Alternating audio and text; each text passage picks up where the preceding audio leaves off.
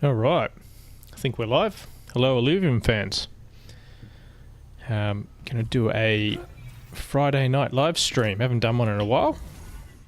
Tonight we're listening to a replay of the Illuvium Town Hall. Came out this morning. I haven't listened to it yet, so it'll be a live reaction. So I might pause it every now and again just for my own comments if I hear something I like the sound of or don't.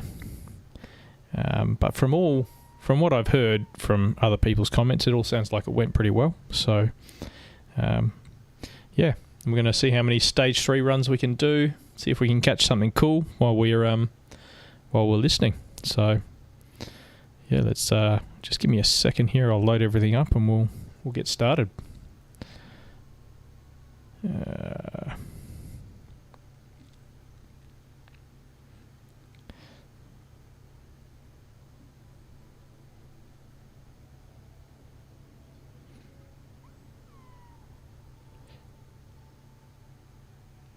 All right, let's see if this works. Tell me if the audio levels aren't right, because it's a bit hard for me to tell from my end here what you guys are hearing.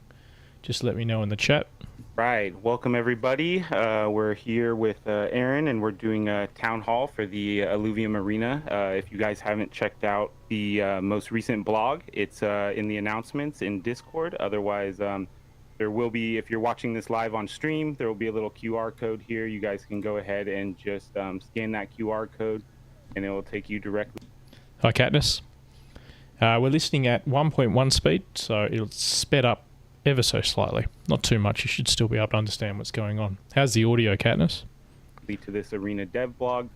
It's a dev blog focused around, the upcoming improvements coming to Gauntlet and Arena in general. And it's very exciting new dev blog. I'm super stoked for all these improvements that are coming. I think it was some well-received feedback from people that saw this. So yeah, we're gonna jump right into it. You can check out that dev blog, but that's mostly what this town hall is going to cover. If you haven't checked out the dev blog, do so. It makes me want to play Gauntlet. It sounds like some very cool ideas. It's taking a good concept and making it it sounds very cool. It sounds like a game I'd want to play. Like if someone told me about this game, I'd be like, yeah, I'll check that out. So that's probably the first time I've been able to say that in anticipation of a Gauntlet or Arena update. So I think that's very cool. Lots of cool changes. I won't go through them on this stream, but yeah, the dev blog's been out a good week now, so give it a check out. We're going to try and stay on topic for arena-based topics. I know people have a ton of questions about other things, and we'll have another town hall with Kieran and maybe Aaron as well, in the future to cover a lot of those topics as well. But right now, let's welcome Aaron onto the camera here. How's it going, Aaron? G'day. Thank you for no problem setting at this all. Up for us. But yeah, so I mean, do you want to give I guess we'll start it out with a brief overview, and then we'll kind of go into questions for anybody that hasn't read the dev blog, and your thoughts on writing the dev blog and all of that involved with it. Yeah, sure. So the main thrust of it is that there are a large number of features that we are building into the game at the moment. These are the features that we think will take it from something which is definitely more of a proof of concept through to a fully finished product. As a lot of you guys know, we launched as a public beta. Once we get all of these features in and polished, then Arena would not be considered a beta anymore. They cover a large number of things, and it will take a fair bit of time for us to get it 100% right. And on top of it taking a bit of time to get those features right, we do need to do some internal testing to make sure that the stuff that we're building is super fun. And then we need to do some external testing with you guys as well, making sure that you find it super fun as well. We've managed to hone Arena from what it was 2.5 years ago to where it is now. I think most people would agree it's in a much better state now than what it was, but there's still a long way to go. So the blog was mainly about showing the roadmap that we have, what we envisage for Arena, and it mostly is about finding our place in the marketplace. What is our point of difference? What makes our game something that people would want to play compared to other games? And we're really leveraging the things that people love about what we do, while at the same time going through and just trying to axe out everything that people are not happy with, or at the very least improve it to the point where it feels like a really polished experience. So it's about 6 separate features that we'll be releasing. Again, as we release these features, it could be that there's feedback that comes back, and it might mean that we need to scrap 1 or 2 of them or adjust them. So don't think that this is like set in stone.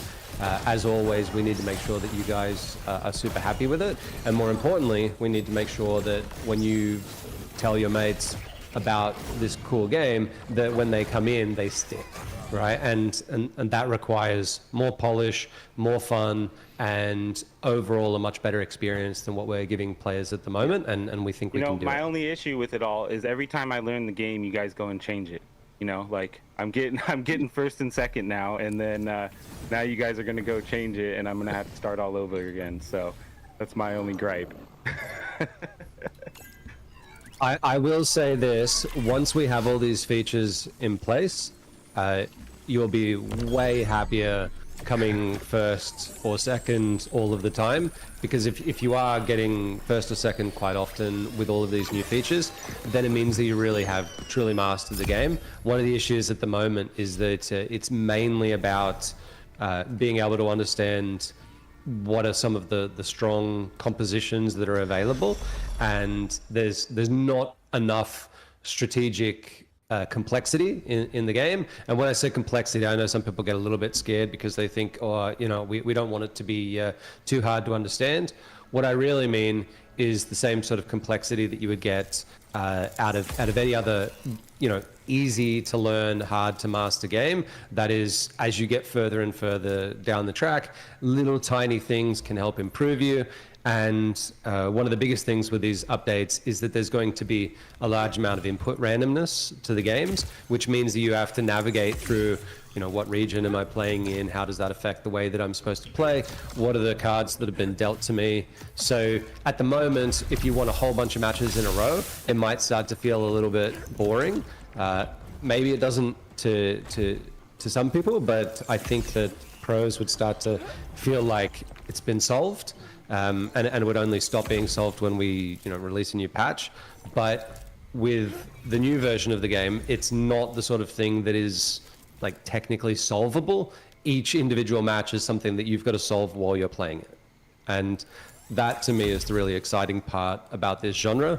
It isn't the most noob friendly of genres out there. I'm sure that there's some people that would play a first person shooter or something else and be able to pick it up a little bit quicker, but it really has a lot of accessibility once you've played even just a couple of games. Because remember, part of these updates that we're doing is soon after they're done, we start to roll out the mobile launch, and the mobile launch is going to allow people to play it any time of day. You could be just in bed at night and just open it up and play a quick game. You could be on the I'd love to hear a time frame on the mobile launch. I think that could be the thing that really lifts Illuvium out of the slump it's in, the mobile launch. If they can get that up and running this year, preferably unlikely, but preferably in the first half of this year, that would just bring a massive player base to Illuvium.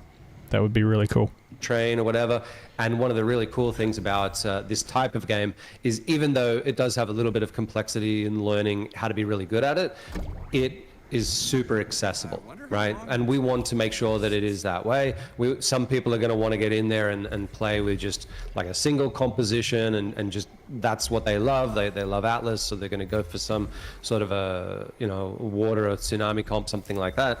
Other people are going to be really into the pro side of it and want to get into a little bit more depth into it, but it's the sort of game where the number of actions that you do per second is not particularly high, and that means a lot to accessibility. It means that you can be on a train. It means, hey, you could be at work and you just alt tab between, you know, what you're doing and play.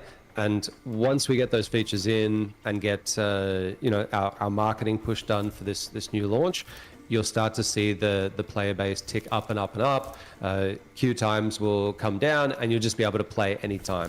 That's really what we're trying to do with this update, is get the accessibility to a maximum so that we can get the largest number of people into the ecosystem. Once they're there, we think that a certain percentage of them will migrate across to the other games, the collection, all that sort of stuff, and we can really start to, you know, put the pedal to the metal. We go mobile, that's going to be a major issue for my sleep patterns, you know, because even when I mean, being in America, especially on the West Coast, you know, like most of these guys, or at least on the team, are in Europe and Australia, and then it's like I'm laying in bed and Kieran's like, let's play a game, and I'm like, well, I had to get out of bed to do that, so it'll just be that much harder or easier, but yes, harder on my sleep if we're on mobile. But I'm looking forward to that. Definitely. Yeah, we don't want you to have to get up from anywhere that you are. Just keep your phone on you and then just be plugged into the game all day. That's the idea. Well, so yeah, like I guess you've covered quite a bit there. How about, you know, I guess one of the major overarching questions is, you know, how does this release schedule look? You know, as far as when these features will start to roll out, will they roll out together? Will it be like one major thing? Will we be doing it on testnet for people to test out, you know, with us? I guess those main questions. Yep. It's definitely going to be rolling out piecemeal. There'll be like a feature dropped and then another feature dropped. We have cut back our release cadence for major releases to once a month. We've done that because internally it is a fair amount of work to do a big release. So it'll probably be every couple of weeks that we do a balance update. Whereas for major releases like new features and stuff like that you would have to download a new version of the game, they're going to be once a month. That allows us to make sure that we're spending most of our time on development rather than on fixing up any issues to do with the release. But also, one of the first thing that we'll roll out is effectively a major update to the way the game is sort of manufactured on our side. We currently employ a way of doing things which, when we started the project, it made sense for what we were going to do, and unfortunately, it stopped making sense somewhere along the way. And I mean, I've got to take the blame for it. We probably should have pivoted to it a lot sooner. It would have helped us to develop a lot faster. But at the time, we had, you know, really tight deadlines that we wanted to get to, and the idea of sort of stepping back from that and spending a lot of time re-architecting things just didn't make much sense. Plus, we were mainly focused on Ascendant at the time, and Ascendant is a game mode that doesn't really require so much of what it is that we're trying to do. But we made the choice at the end of last year that we would start working on the new architecture. We're nearly complete with that. Obviously, it's got to go through some testing internally, but once we get that done, a lot of the other features will be a lot easier for us to implement. And more importantly, a lot of things like crashes that people are experiencing, some of the desyncs and stuff like that, all of that will go away. It will become a lot easier for us to build, and the pace will, you know, massively improve. One of the things that we did is we took a large number of the team from Overworld to move to Arena and work, and they're going to keep doing that until we get Arena into a really good state. So at the moment, the vast majority of the people on the team are only working on one of two things. One is accessibility and onboarding. So that is everything from, you know, the website to monetization and things like that, the way that cosmetics work. Just getting that whole process to be a lot more streamlined and simple. And then everybody else is working on Arena. It's not absolutely everyone, but it's as many people as we can possibly get to work on it. And the the upshot of that is that we are getting it done a lot quicker than we would have, and then the trade-off is that later on those people will go back and work on the new MMO Lite that we're working on as well. So it will be rolled out in steps. One of the things that I think people should be aware of is that when we do this, because we've got this overarching vision of what the final product is going to look like, just keep in mind balance might be a little bit off in a couple of those early patches, because we're not balancing for only 2 out of the 6 features, we're balancing for all of them. So if we don't have some of those features that might impact the way the balancing works, it could be that the Ranger is a little bit undercooked for a while, and we're just going to suck that up and say it is what it is, test out the product as it is.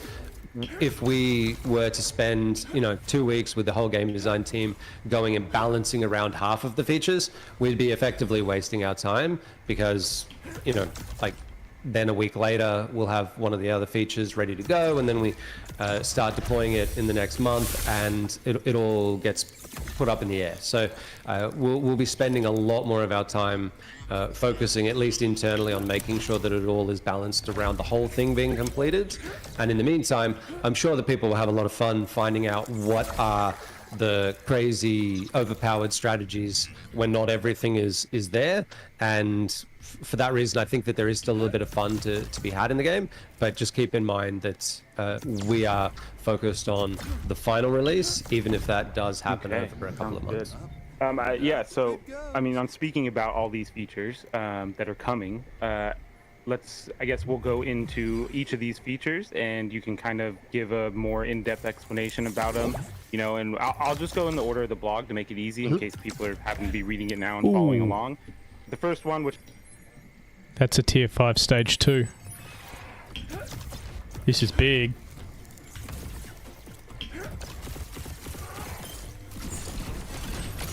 This is on my must capture list. Sorry, just pausing the town hall for this quick little battle. These have good stats. I've already got a killer. I think this is a phosphorus. I've already got a killer one. So if I had 2, I could merge them and try and make a top tier 3. That would be cool. Okay. Max Omega, max attack power. That's good. Omega power plus attack damage. So yeah, that has 2 primary stats. And he's got good attack speed. Unfortunately, terrible health and resistance. But yeah, that's a good forest. We're definitely going to try and catch him. I might even use one of the Uber shards on him. But we'll try and catch him without it first. Alright, lots of points to play with. This is going to be a tough match too. So we'll get our Titan ore down here. And our Seer over here.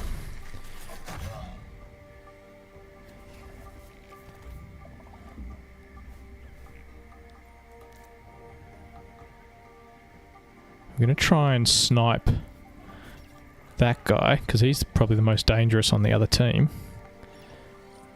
with our own forests.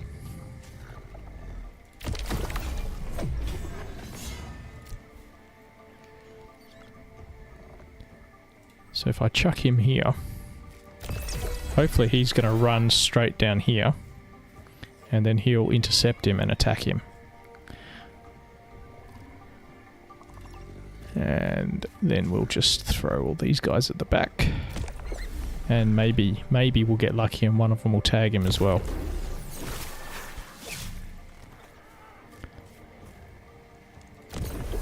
But if not, they'll all be attacking the same guy.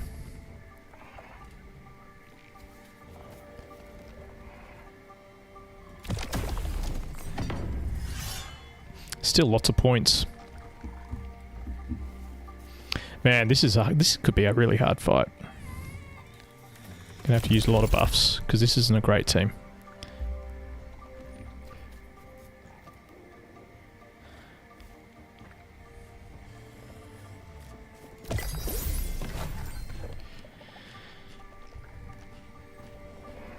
Okay, Titan or just make him unkillable. Same for Seer.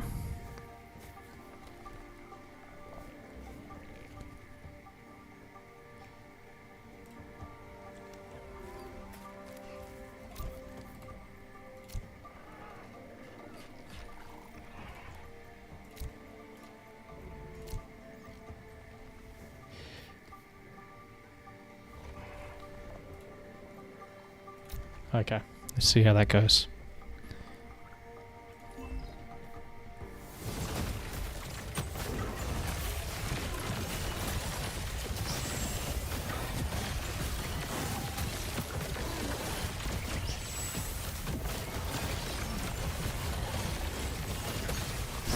Think we might be alright.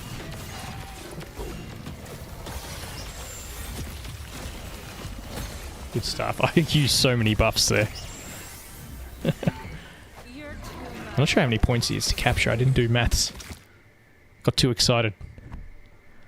Haven't seen an Illuvium this good in a while.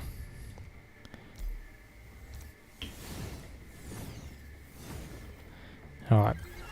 What's our capture chance? 32.52%. So we'll throw a couple of tier 5 shards, and if that fails, we'll use a master shard. I think I got 1, maybe 2 master shards at the moment. 70 points, so I can do another one of these, and then we'll use the master shard. Come on, first round. Hey, nice. That's a good catch.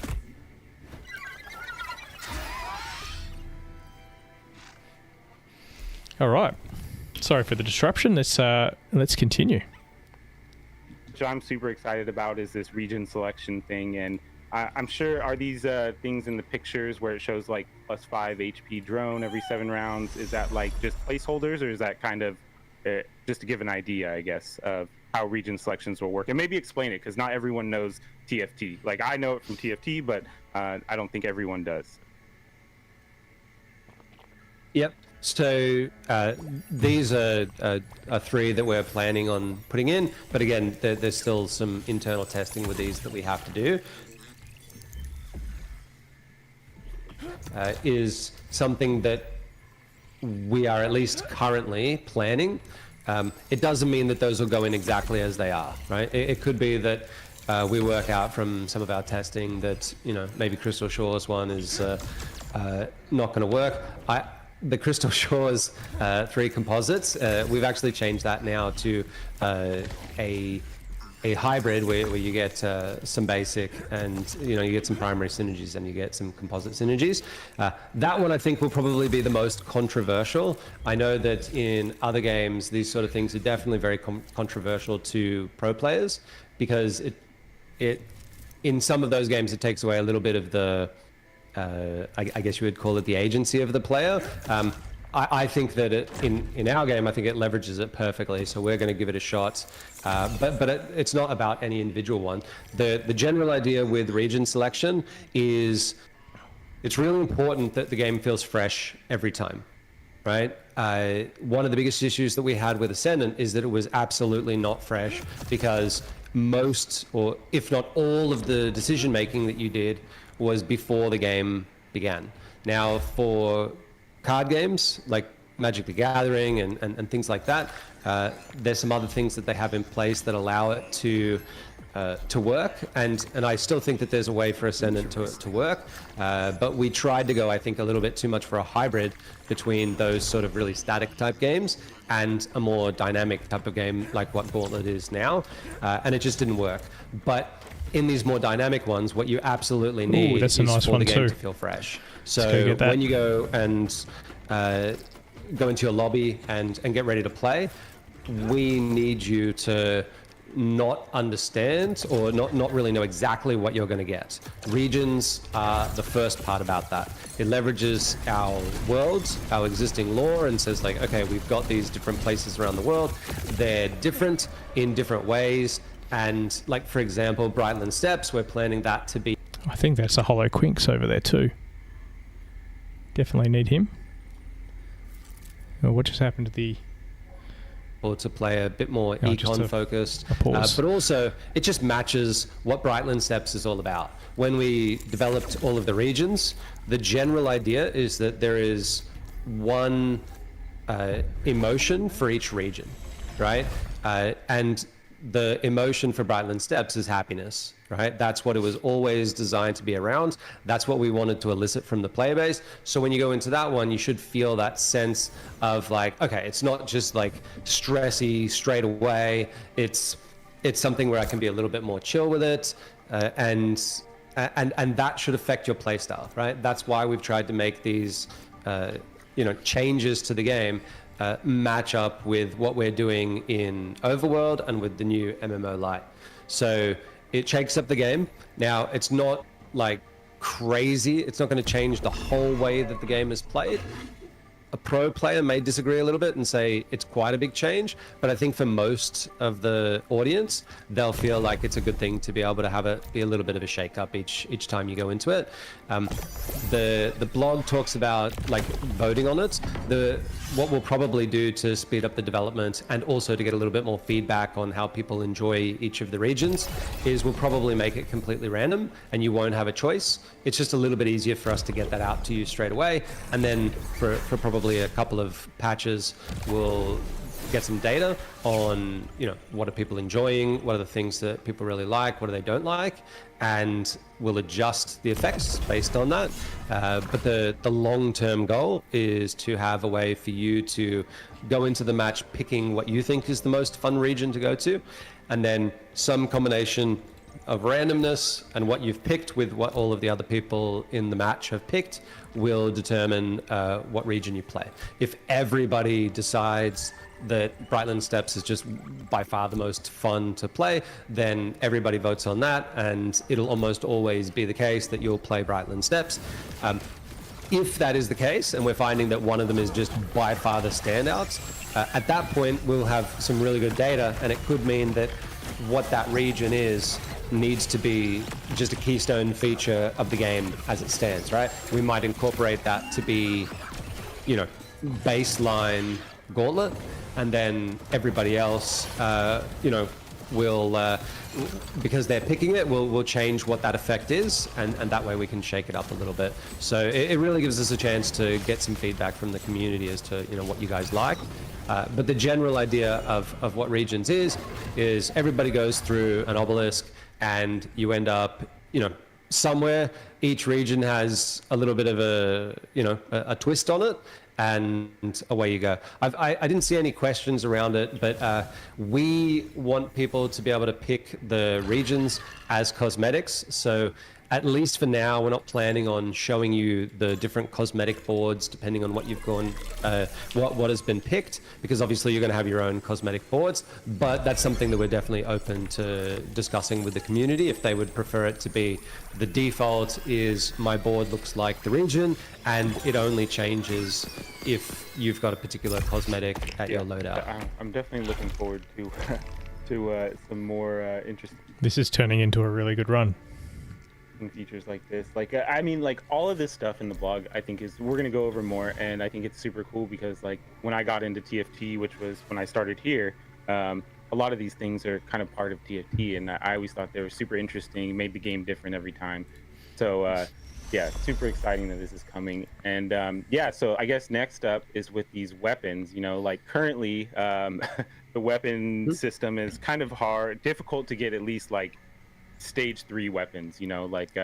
I've very rarely gotten stage 3 weapons. I know people have mixed feelings about they're hard to balance, I'm sure, to get into the shop. We kind of just added them recently, so we're going to be changing it again. So we can go over the new weapon system and how you see that working out. Yeah, so when we looked at the features that we wanted to have in, one of the major differences between us and everyone else in the Order Battle of Space is, we've got this Ranger that has some sort of like a synergistic connection with the Alluvials and with the drone, and we really wanted to leverage that. So we knew we wanted to put that into the game. We didn't want it to be a game where you just are placing Alluvials down. in the overworld, the eventual plan was always to have you fighting with the Illuvials by your side, having a bond, having it be like definitely a lot of teamwork, and that's the direction that we're taking the MMO. But we wanted to keep as much of that in the other games as we possibly could, right? I've said from the very beginning, the ranger is you in our world. That's your avatar. That's who you are. We wanted you to be able to customize it and really make a connection with it. We're doing a lot of work on the cosmetic side of that to make it feel more like you get to be you. And part of that was we've got to get the ranger in. But at the same time, we knew that we were just about to start doing this major overhaul of the engine, and we wanted to test out getting the ranger in before we started doing that work so that there would be a bit of a shake-up and a new feature. So we did what was the fastest way to get it in, which was to make both the weapons and the suits be cards, right? It wasn't that we thought that was definitely going to be by far the best way to do it. We weren't 100% sure. We did test it internally. It was definitely a bit of a surprise to some of us because a lot of the game design team found it to be reasonably, straightforward. You just pick your weapons and suits just like you pick your Illuvials. There is a little bit of upkeep to it, and I'll say that it's on me to not have realized that a lot of people found it a little bit too much, right? They don't want to be thinking about both the Illuvials that they've got to assemble onto their team and the weapons and the suits. Fair enough, right? We had 3 potential ways that we were going to implement it. This is going back probably 6 months. We went with the one that we could get out to the community the fastest, which was to make them cards, add a few more slots, and away we go. When we got that feedback that people said it's too much, we don't want to be thinking about it, I started to go back to the original plans that we had about like how do we implement these, and this is what that is, right? So now you'll select a weapon that there'll be a particular time at level 3 is the current setup where you'll get a weapon, and we have 15 of them in the game. Eventually we would like to expand that out to be about 25, just purely because then that covers every combination of affinity and class, basic affinity and classes. And it's another input randomness to the game, right? You don't get to have the same weapon every single game. So that I really like this change. This will make Gauntlet feel a lot better, I think. Not less complex, but less rushed when you're making decisions in between rounds. Should be good.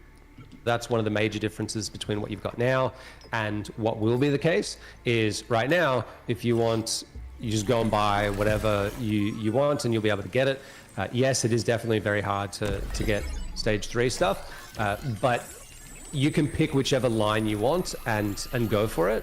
But it's just not that interesting, right? We want the ranger to feel like suppose you can't special. have too much good luck. And so we decided that we would allow you to pick 3 out of 15 or 3 out of 25. So again, every game is going to be a little bit different. If you really love Drach'Nyen Blade, you're probably not going to get it every match. It's going to be 1 out of 5 or whatever, but that's okay because it allows you to pick different strategies. It allows you to think about how can I make new compositions and stuff like that. And for people that have played a few matches, it'll definitely make the game feel fresher every time, right? The other big thing that we wanted to do with this is I sat down and I was like, okay, we want to get the ranger in, but why, right? There's a lore reason, there's a vibe reason to it, but what's the game design reason? What's the thing that makes it interesting strategically?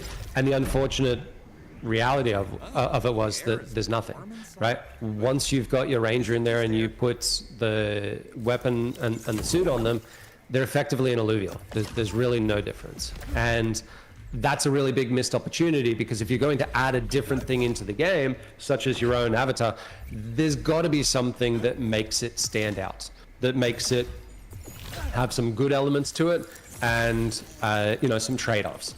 Illuvials, you can always get the ones you want. Maybe you low roll and you can't get ram fire, but you probably, if you really want to, you're probably going to be able to get ram fee every match, right? With the Ranger, we want that to be the trade-off. You just can't get the same, Ranger configuration every game. It's going to be random, and there's a lot of randomness there, and you've got to find your way to the really cool strategies inside of there. But more importantly, we wanted it to be much more configurable. So we broke it apart and we said the weapon is still going to give you the Omega, right? But then as you level up, we want that Omega to change depending on what these weapon amplifiers are, right? So no longer will it be just, it's a set, stage 1, stage 2, stage 3, and it just gets stronger with the levels. Now you get to make it like properly configurable, right? It could be that your weapon is a really, really strong single target damage, and you get a weapon upgrade that turns it into AoE. Like that could be really cool, especially if you pair it up with, the ability to regain energy faster. It could be that you have a stun and it makes the stun last a lot longer, right? So now your Ranger becomes a stun bot. It's not going to do all that much damage, but it's going to disable one unit for a significant portion of the fight. If you position them in the right way, that could change the way that the fight goes. So the whole point of this one is to allow it to be like really, really configurable. And by breaking apart the synergies and effectively the augments that the Ranger can get from the weapon itself, it allows us to do that. A Illuvial is always going to be one particular way, and there's not really anything that you can do about it. You can't do much besides enhancing their Omega.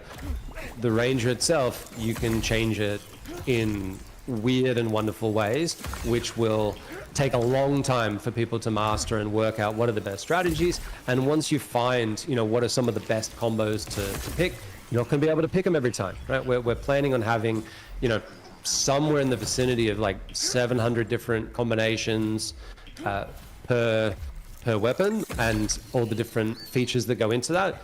You can't do that every game. So you're going to have to navigate in that space and find out what works for you. And it'll be about, some of the games you might high roll and get some really cool thing.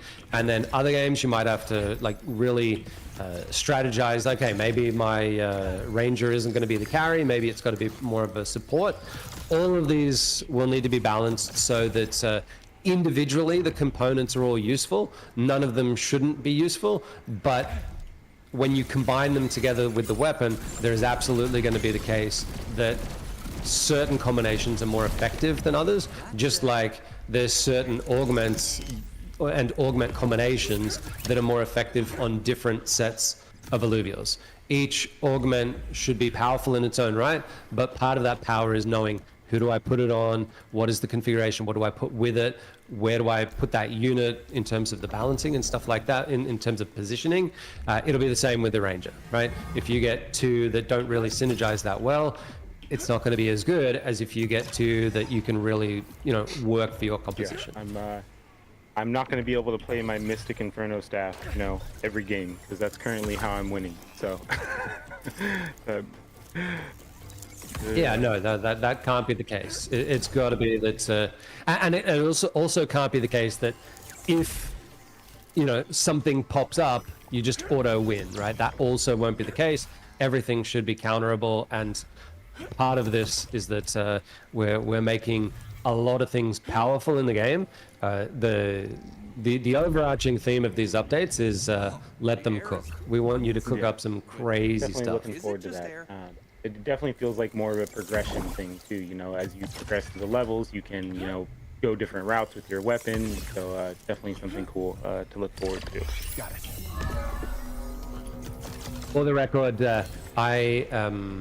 I'm definitely at odds with a lot of the team on how you should be able to upgrade these weapons. The way that I had designed this system was that it would be at particular level thresholds, so that it was more, you had a little bit more agency with it. Everyone will get the choice of the actual weapon that they get at the same time, just purely because of the way that the leveling system will work. But getting the first and second weapon amplifiers My plan is for it to be based on getting to those levels, which means you have to like strategically choose.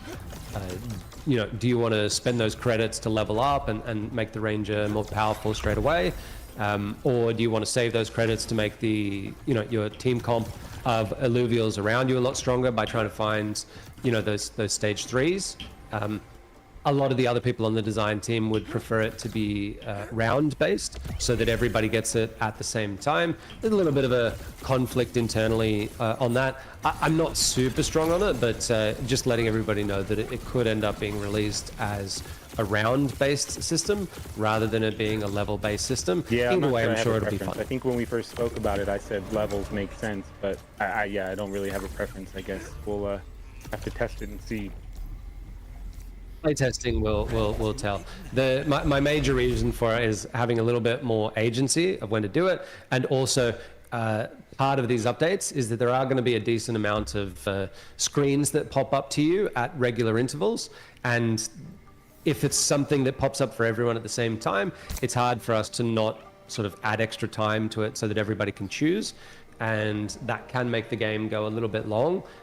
So one of the advantages of doing it level based is that we can keep the games relatively shorter.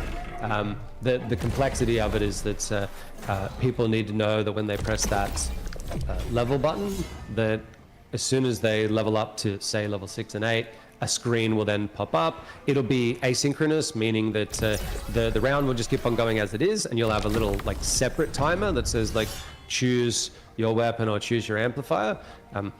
And that allows us, because it's asynchronous, it allows us to just say, hey, you can still move your units around, you can do all that sort of stuff, you can blah blah blah, but you can't shop at the same time.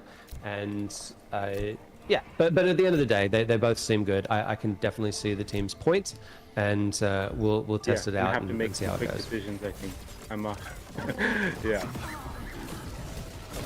There's some decisions in the game at the moment that we feel like one of the big things is we've got to make sure the game feels really fun, and from a quality of life perspective, there's a couple of points in the game which are really slow and unfun and not good, and we're totally changing that so that it'll all happen a lot quicker. And then there's other things that really should have a little bit more time to make the decision, and at the moment you don't, and it feels like you're a little bit rushed.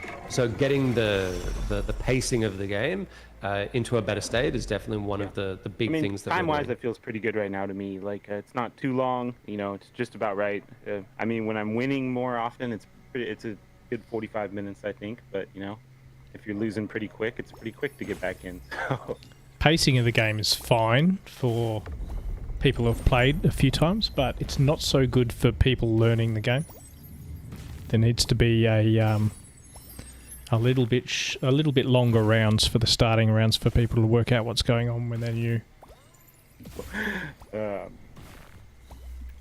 Yeah, I mean it's not terrible. It's just the length of the game at the moment. I would say is maybe just a little bit on the long side. I'd like to cut it down a bit, but because we're adding all of these extra things into the game, it can be hard to cut that down significantly. What I'm trying to do is to not extend it where possible, but really the more important thing is that there is currently in the game a bunch of dead time that will absolutely not be there in the future, and I think that'll make people feel like the game flies by a lot faster and it'll flow a lot better. So it might not change anything to do with the strategy, but it will change how people feel with the game, especially new players will hopefully not feel too rushed at times, and then not feel too much like things are going a bit slow. All right, well, the next feature that we can jump into is one that I think a lot of people have been wanting back, I guess, to an extent, which is bonding. And if you missed bonding, it was where you could attach your ranger's affinity to your or get an affinity from your alluvial essentially, and thus upgrading your ranger. So will it be kind of the same method, like we can go into bonding now, and how you plan that to work? Yeah, it's largely the same as what it was, right? We don't want to change it too much. We do think that a lot of people enjoyed it. Where we're putting most of our focus Number one, as I said, bonding now will play a really significant part in the strategy of the game, because remember, the weapon that you get is only going to have the primary affinity and class. This is where we're allowing the player to get any combo of, you know, composite synergy in the game, right? If you really feel like you need to go down that steam route, you can. There should be a way, based on the weapon that you have, that you can sort of get into any combination that works for that weapon, right? It'll definitely be the case that you can do that. The only thing that won't be perfectly there at the start is there's not every weapon combination going to be in the game at the start. So, but that's just a minor point. The strategy of bonding will be much more important. And then the second element that we're looking to fix is that it wasn't intuitive, and it was a little bit hard to see what was going on and what the effects are. So most of the effort that we're going to do with it is to make it be a lot quicker, a lot easier to break the bonds, a lot easier to see who you're bonded to, what you're going to get by bonding, etc., etc. And we're really using it as an opportunity to teach people the game, right? When you drag the alluvial over the ranger, it's going to pop up and show you effectively like this plus this equals that, right? This plus this equals, you know, and you'll be able to understand a lot better what's going on in the game just by our tooltips and the UI that we have. One of the advantages that we've got now of having more people working on Arena is that we can get them to be doing those quality of life improvements. It's so hard. We want to get features out to the community, but then at the same time, the faster we get our features, the less time we have to really, you know, make them pop and work on the user interface and stuff like that. So sometimes they can come out feeling a little bit undercooked. We don't want to do that anymore. We'd rather have, you know, people working on both the features and then other people coming in behind them and making sure that the polish of those features is exceptional. So there's not much to say about it. Anyone who knows will get a very good idea of what we're trying to do with it, but I'm pretty sure everyone will see it as an improvement on what we got. And I'm assuming this image from the blog is just is that, I think it was just concept art from Roger. Yeah, oh yeah, it says bonding concept. So, but I mean, you can even see there, that's an improved look at what we had from bonding before, where you didn't really know what you were going to get, unless, like, I still look at things to determine, you know, what fighter and, you know, bulwark does, you know, just because I don't always remember on the fly. So.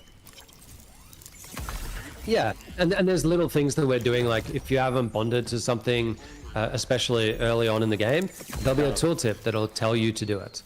Right, that's one of the things. Like for a new player, you know, everyone wants to know, like, if you're a new player, how are you going to know all of these different things? If you don't put enough alluvials onto the board to match your level, then it'll tell you. If you haven't bonded, it'll tell you. There's, you know, if you have a bunch of augments lying around, it'll say, hey, you can put these onto alluvials, and it'll be a light touch. If you really, like, know your stuff in the game, you're probably never going to see these tooltips. But if you're a new player to the game, it'll really help you to understand. And one of the things that I think separates us from other games in a good way is, yes, primary and composite synergies can be a little bit to understand because there's more of them and stuff like that.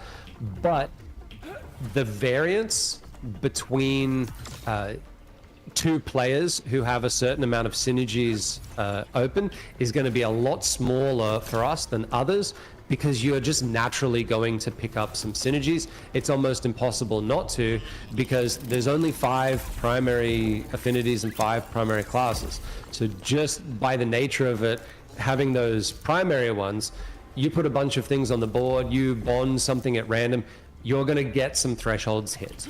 Whereas in other games, if you just randomly put units on the board, there's far more chance that you're going to have no thresholds hit or very few. And to a new player, that can sort of be a little bit surprising. Like, well, why did that guy beat me? Well, because they had, you know, 5 synergies, you know, giving you bonuses. And for us, yes, a pro or a top level player is going to be able to know how to maximize that and all sorts of things like that. but the beginner is going to get some stuff on the board just by randomly throwing spaghetti at the wall and seeing what sticks, right?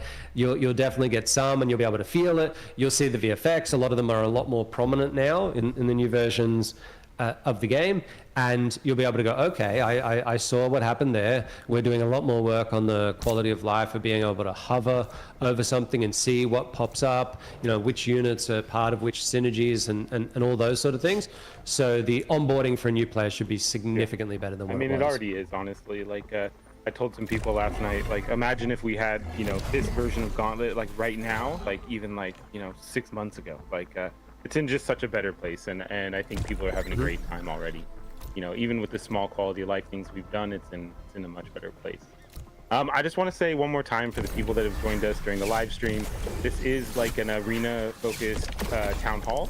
We will have another one in the future, not too long, with Kieran and probably Aaron as well, about the MMO and roadmaps and all that stuff. But this town hall is mainly to be focused on the arena dev blog and the improvements coming to Gauntlet.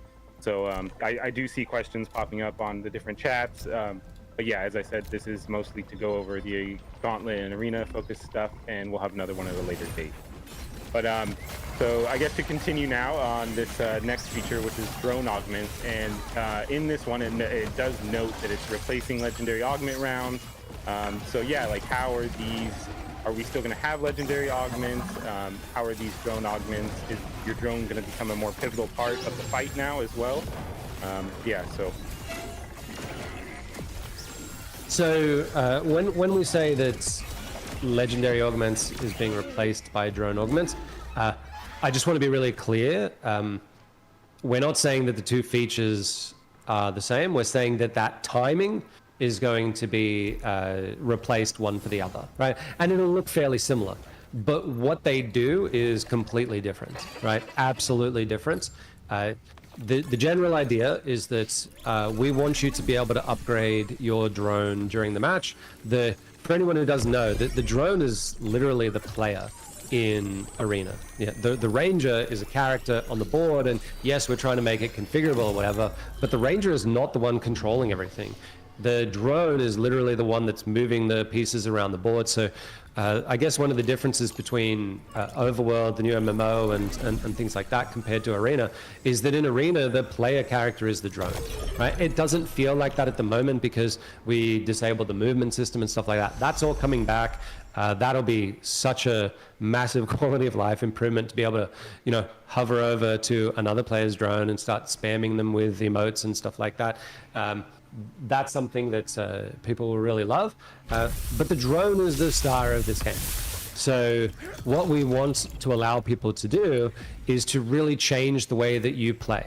Some of the drone augments will be about economy, right? You'll get more credits each turn. You have a higher interest cap. You'll get higher chance of getting, higher tier units appearing in the shop earlier. All these sort of things. There's a bunch of them in there that are even related to, synergizing with a particular unit, right? They're basically a different dimension of gameplay that we think people will really, really enjoy. And the replacement of legendaries, all that means is that legendaries are these very powerful augments for the alluvials.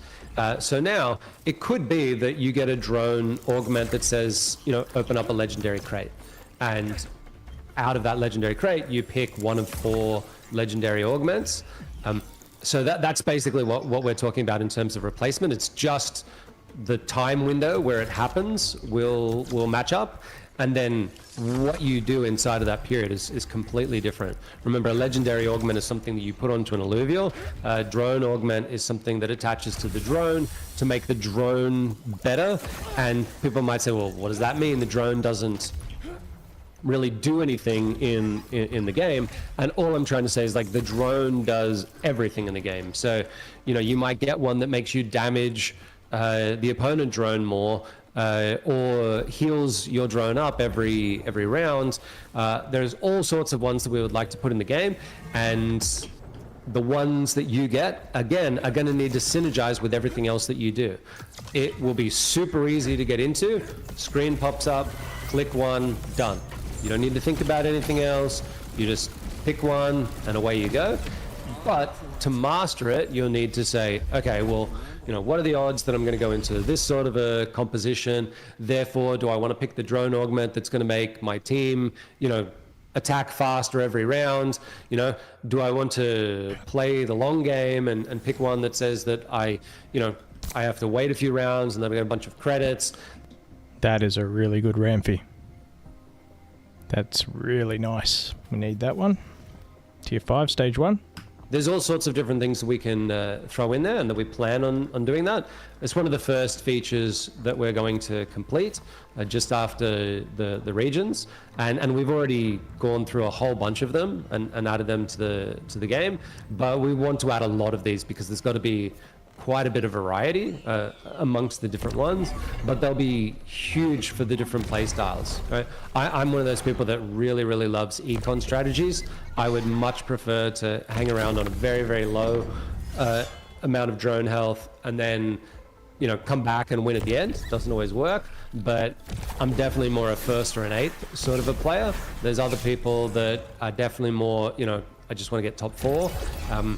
That's usually the better strategy, but hey, we're all different in the way that we do it, and we want you to be able to express yourself differently in the game, while not just getting it be guaranteed that I can pick the same drone augments every time. I'm typically the same way. I'm kind of an all or nothing person, I'm either going for it or I'm gonna lose trying. So I definitely understand that.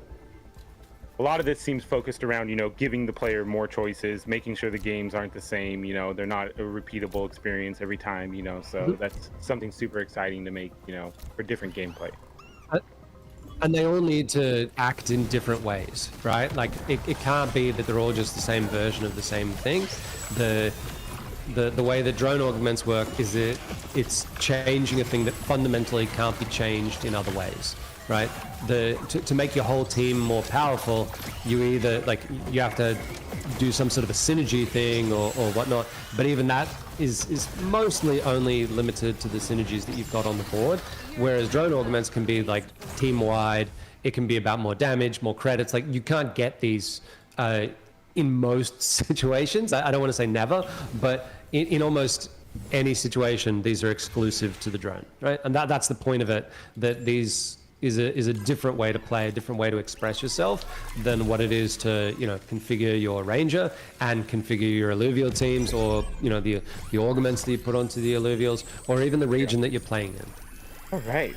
Well, that's exciting, but I think this next one is honestly one of my favorites coming, which is the draft system with catch-up. And I'll let you explain it because I know what it is and a lot of other people might, but you can go ahead and explain how this is going to work and why we think it's needed. Yep. So there's 2 things that this is designed to do. We're certainly not saying that we invented the wheel. We're hopefully just tweaking the wheel to make it roll a little bit better. The first thing that it's designed to do, bring everyone together so that there is a sense of community, a sense of the match being with other people. One of the things that is not good about the game at the moment is that it's very isolated. We are adding in some features before these new features go in that'll make it feel a little bit less isolated in terms of giving you a lot of notifications about what your opponents are doing when they level up, when they get a stage 2 unit, a stage 3 unit. Hovering over them will tell you a bit about their composition and all sorts of stuff. These things we want to stay in the game even once all of this stuff is live, because they are quality of life improvements that should be there forever, right? So the opponent panel will be getting significant upgrades, but even if that gets every upgrade under the sun, the game is still going to feel a little bit empty until you and your opponent are able to walk around and talk to each other and flash up emotes and all that sort of stuff. But more important than that, we need to get the whole match, all 8 people, to get together and be able to see each other, see your drone skins, and see your emotes and stuff like that. The second thing is it is a way for the game to have a light catch-up mechanic, right? If you're losing, doesn't feel particularly good in a lot of these games. You know, if you're lose streaking, yeah, you're getting some credits, but you're also losing health for it. If you're win streaking, you're getting just as many credits, but you're not losing any health for it. So win streaking is definitely the better way to go. We don't want this to be something where you're just forced to lose. So again, when I say a catch-up mechanic, I mean a real light catch-up. But what it allows you to do is there'll be a random selection of units. They'll have components on them. One of the things that's not gone into a heap of detail is exactly the way that the component system will work. But you might want a particular component, or you might want a particular alluvial, and it gives you a chance, because there's a variance there, to get what you want. One of the things that we would desperately want to do is make this catch-up feel a bit more fair. So the general idea with it is that based on your health, that will determine the time at which you get released.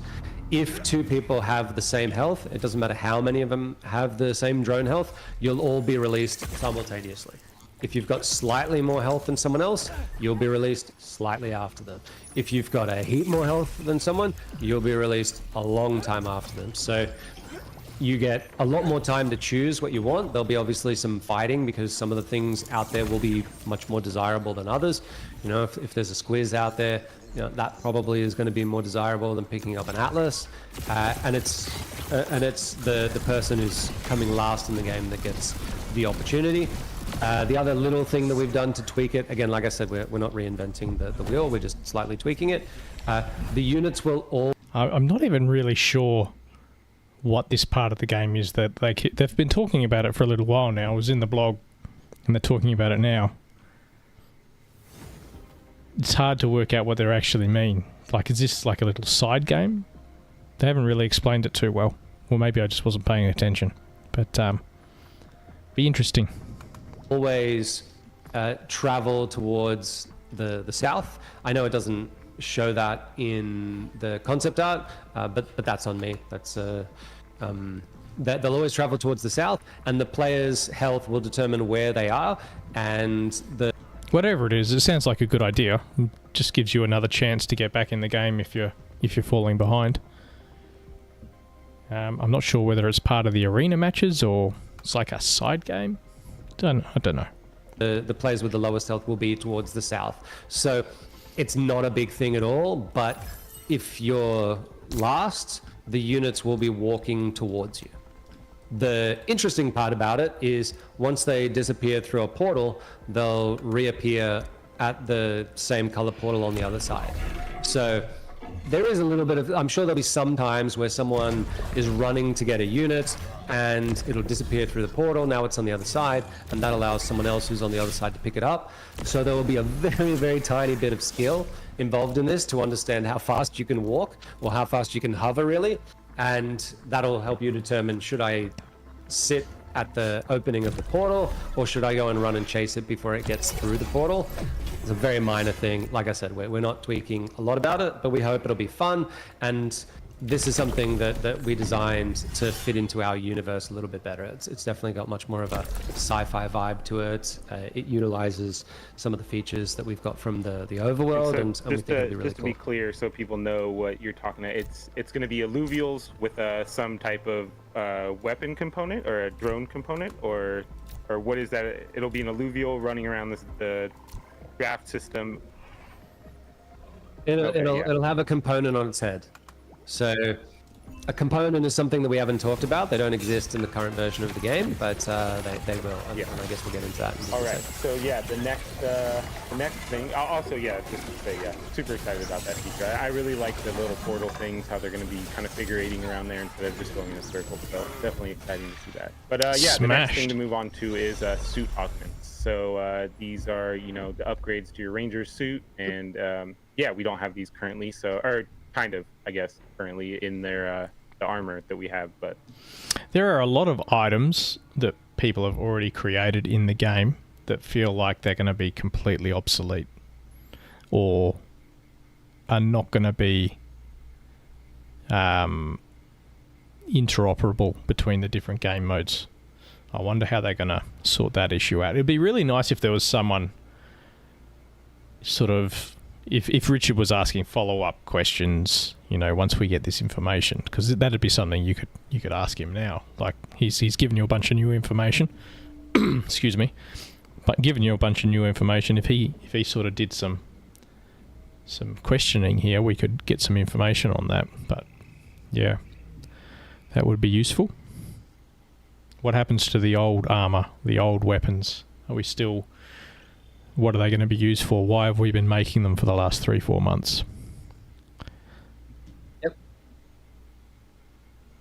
So these are basically the equivalent to an alluvial augment, and because we don't want to overload people with, you know, lots and lots of choices, we decided for this one we want it to happen just once. Right? Just once in the game, you'll get an opportunity to upgrade your suit. This caps off what your ranger is, and when you combine this with the particular weapon that you choose, who you're bonded to, the amplifiers for the weapons that you choose, this can make your ranger incredibly powerful. Now, I mean, some people aren't going to want the ranger to be the carry. They're going to want to make the ranger be much more of a support type or a tank or whatever. All of these options are available, but what it will do is it'll act as like a very strong augment. For those who aren't familiar, an augment is effectively like a passive that goes on top of your character to give them some extra functionality, and they are quite powerful. You'll get one appear at random, and you can take it if you want, or you can spend the credits and roll again. There will be quite a few of these. They are not unique to any particular suit. They're just all part of a giant pool. So some of them are very, very much focused about making your ranger be more of a brawler. I think in the image that we put in there, we had vampiric plating, which is about, you know, giving you a bit of tankiness and lifesteal. That would be perfect if you want to turn your character into a drain tank. You know, you put them on the front line. They're not quite as tanky as some of the other suit amplifiers that you can get, but they make up for that tankiness by, you know, recovering a lot of health through lifesteal. And there's a bunch of these that we're putting into the game. Quite a few. In fact, it'll be really hard to guarantee that you get the one that you want unless you're willing to spend a decent amount of credits. Right? Put it this way: if you spend 50 credits, yeah, you'll probably likely see the one that you want, but spending 50 credits is probably going to be the difference between, you know, winning and losing. It's mean you're definitely making some sacrifices. So what we think will happen is most people will have a set of probably like 3 or 4 different, you know, amplifiers in mind that they want to use. And when they see any one of them, they'll take it. That's probably going to be the best play. But make no mistake about it, the choice that you make here will be super important. If you have picked your ranger to be absolute, you know, like massive damage dealer, glass cannon sort of a build, and then you go for extra damage, you're making a choice, right? It could be that that's a really bad choice because maybe you're playing against a bunch of people that have got a bit of, you know, splash damage AoE, and in that case, oh man, you know, how did I lose that match? Your glass cannon shatters 2 seconds into the battle every time, and it might have been the better play to pick up something that gave a little bit of tankiness to the ranger. Or it could be that that's just absolutely brilliant because you found a way to protect your ranger really, really well. And it gave me credit for the win anyway. Is what the doctor orders. It's rare that a bug works in my favor. All of these things are going to be super easy to understand. You have a look at it. They're all basic in terms of their effect. None of them have, you know, 13 pages of text to understand. You don't need to go to university to be able to see what they're going to do. But you need to be able to understand the impact that they're going to have, and it will make a huge difference on your ranger and your team as well. They're not going to be things that are like drone augments, obviously. They're mainly going to be focused on the range themselves, because like we said, we want each of these choices to be something that inhabits a little bit of a different So, space. just to go back a little bit, so this will replace suit armor in general. It'll just be one choice in the game, and this is what that will replace. Okay. Yep. Yeah. Cool. Just so Correct. everyone's Yep. clear. All right. Well, the next one, I guess I spoke a little bit too soon. I forgot this was in the blog, but yeah, this is a pretty cool one, which is the late game Leviathan combat. And some people have seen the Leviathans. They're massive creatures, you know, that are part of the world. We don't know much about them currently, but yeah, they're going to be coming into the Gauntlet as, you know, late game fights. Yep. For anyone who's asking, I know there's been a few questions about. This is interesting. So, if I understand right, they're saying the Leviathans are going to be in Gauntlet as late game fights. That could be fun. About the time frame for these. Probably these ones are going to be a bit further down the line for a couple of reasons. Number one, the art team at the moment is largely focused on getting the mobile assets optimized so that we can get mobile out sooner. From that perspective, it's better for them to be working on that because mobile is going to be a bigger impact than changing the PvE rounds that we have, and secondly, you know, the PvE rounds are something that you know, we can put in placeholders.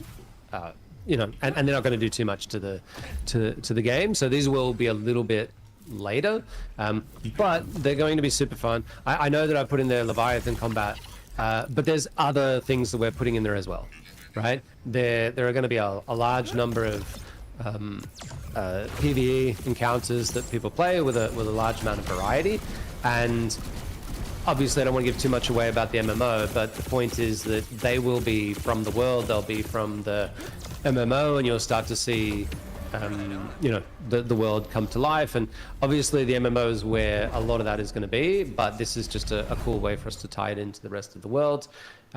As far as what they do, the main thing that they do is instead of just dropping you know, a straight, you know, augment or something like that, there'll be a variety of loot that these things drop to you.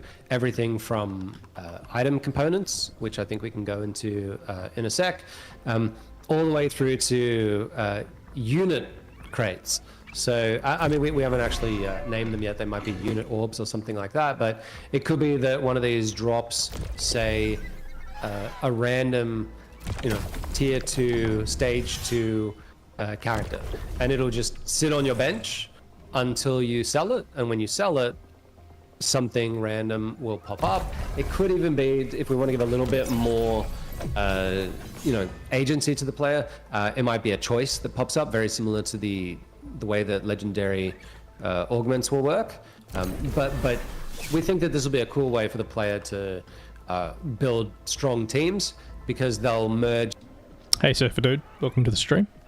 Together. If you get you know, 3 stage 1 tier 5 Caught a forest this afternoon.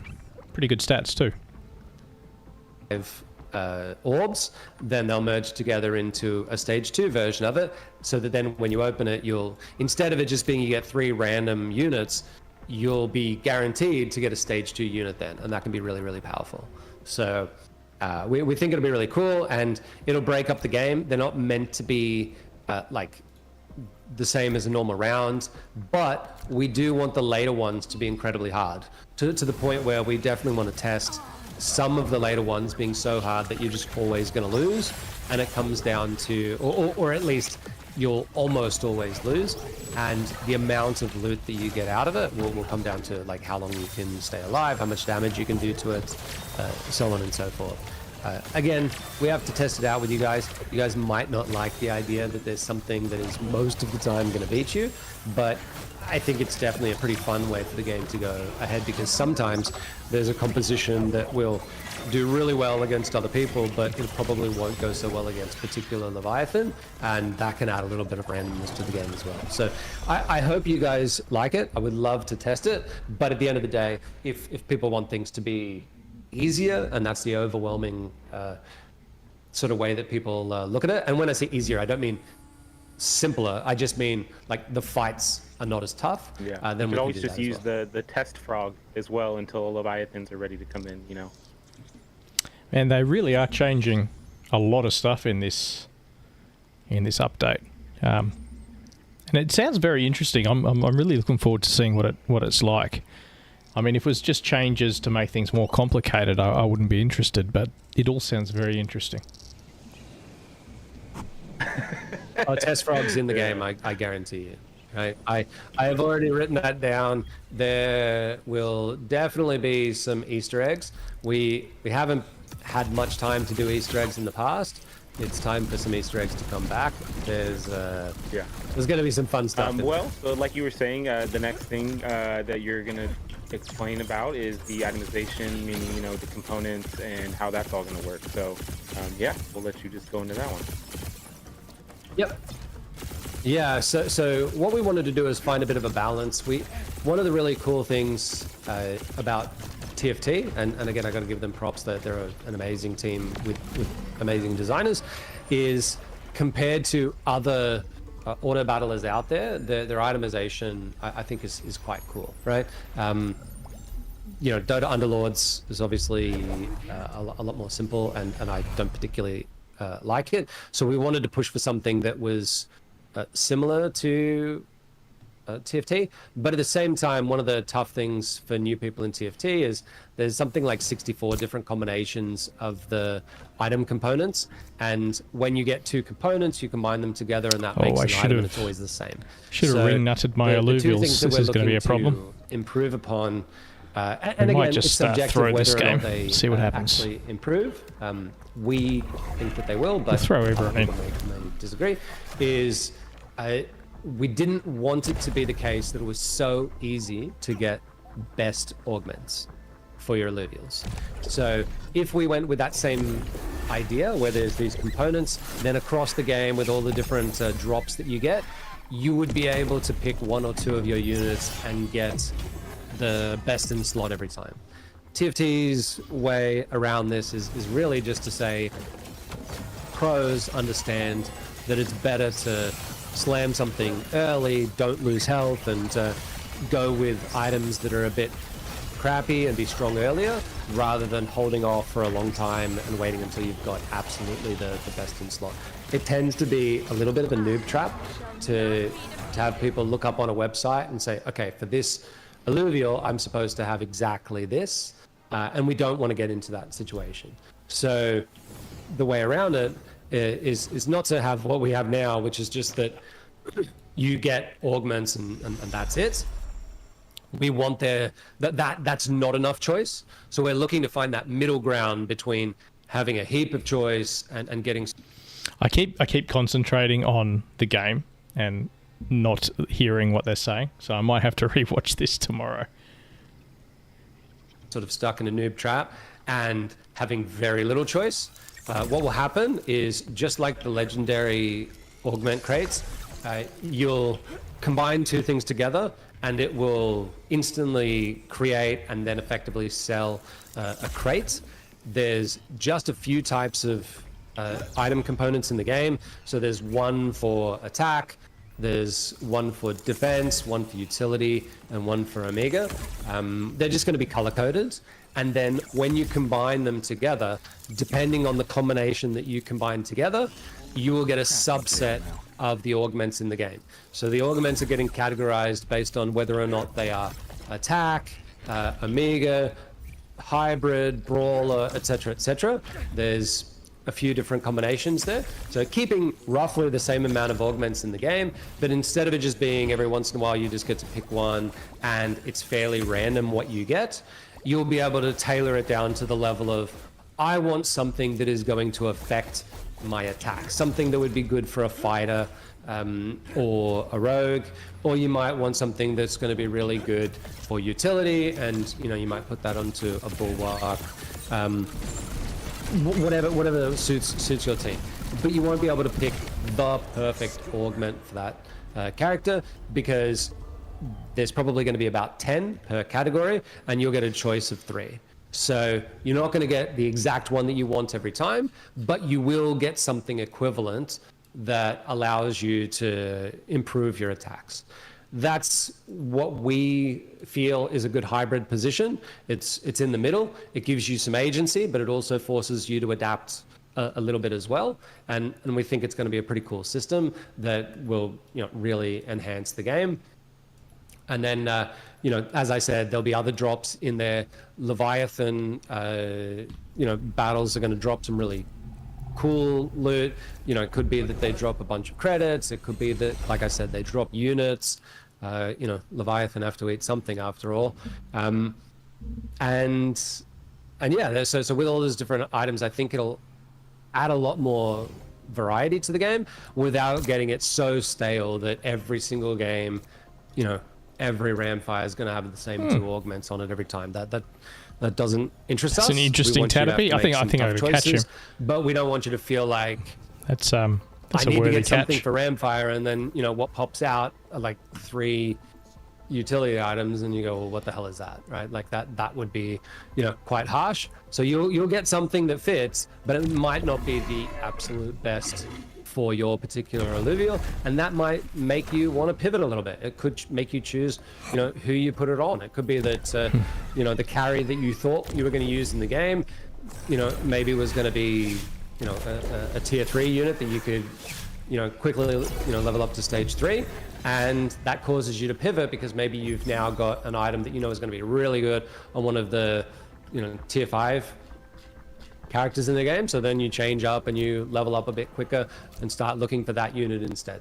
Good players will take advantage of this, and new players won't be confused at all because you'll get something that works for the character that you want to put it on, and you won't fall into that noob trap where you put something that is just totally I mean, working. one of the best things I think PSP did was, their weapon system or component system was so confusing to me when I first started playing it, because they didn't have those little tooltips, if you combine these 2 things, you're going to get this, and once they fixed that, it made the game much more enjoyable for me. But for what you're saying, ours is going to be even simpler than that, in the fact that you'll only have a few options to combine those things into, and then that affects your next drone decision. There's not going to be that many, and they'll be themed. So if you want something, if you know that you want to be having really powerful omegas or casting them frequently, etc., then just combine 2 blues together, and an option will pop up with, I think we're going to have 4 in there, but it could be 3. I don't know.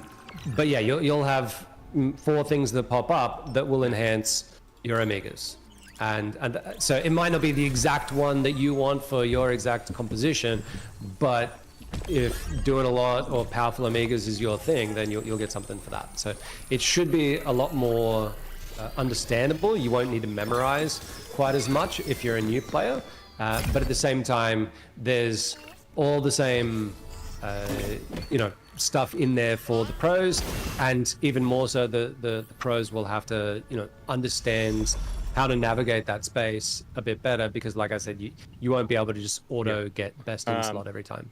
Just one question I think is kind of relevant we're talking about this. Will the benching to remove augments stay, or is that planned to stay, or will we get some sort of magnetic remover instead?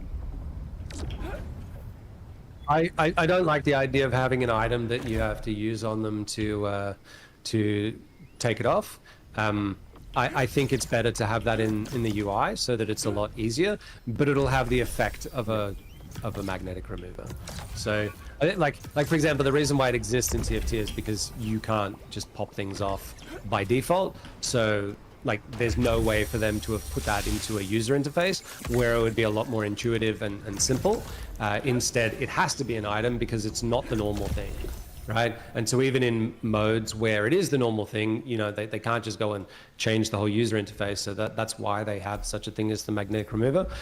Assuming that we're going to keep that ability for you to adjust exactly as you want, there's no need for us to make something more complicated than what it has to be. So that the user interface should be very, very simple. Yeah, I like being able to bench and quickly swap, you know, because I often make mistakes. So, yeah, I mean, it could be that we just allow you to just drag and drop straight off of the UI showing the augment. We're still going through some details about quality of life, but at the end of the day, if we end up with this, the reason why we haven't put a lot of focus into it is because we want to make sure that we don't want to punish you for slamming things early. That might end up being a bad decision, but once we've got enough testing, if people really love the idea of that configurability, which so far it seems to be the case, once we know 100% that that's going to be like a staple of our game that separates it, we'll make sure that we have the simplest interface so that it's not at all complicated. A new person to the game should be absolutely dead set, like it should be obvious what to do. And I think probably the most obvious thing is just you can either click on it or drag it straight off of the unit and put it onto something else. That's probably the easiest way to go. If anyone else has any other suggestions, we're open to it. But at the same time, benching it might also pop it off so that there's a few different ways of doing the same thing. all right, we got a few more to go through here, and then we have answered a lot of the questions. There's a few I don't think we have, but the next one is this team planner, and I'm not exactly sure how this is all going to work. You know, I get the basic idea, but I think a good explanation of how this is going to be integrated would be. Have you played with it internally yet? No. Okay, it's live now internally, so you can give it a shot. Yeah, so this is an interesting one. I remember speaking to Kieran about this.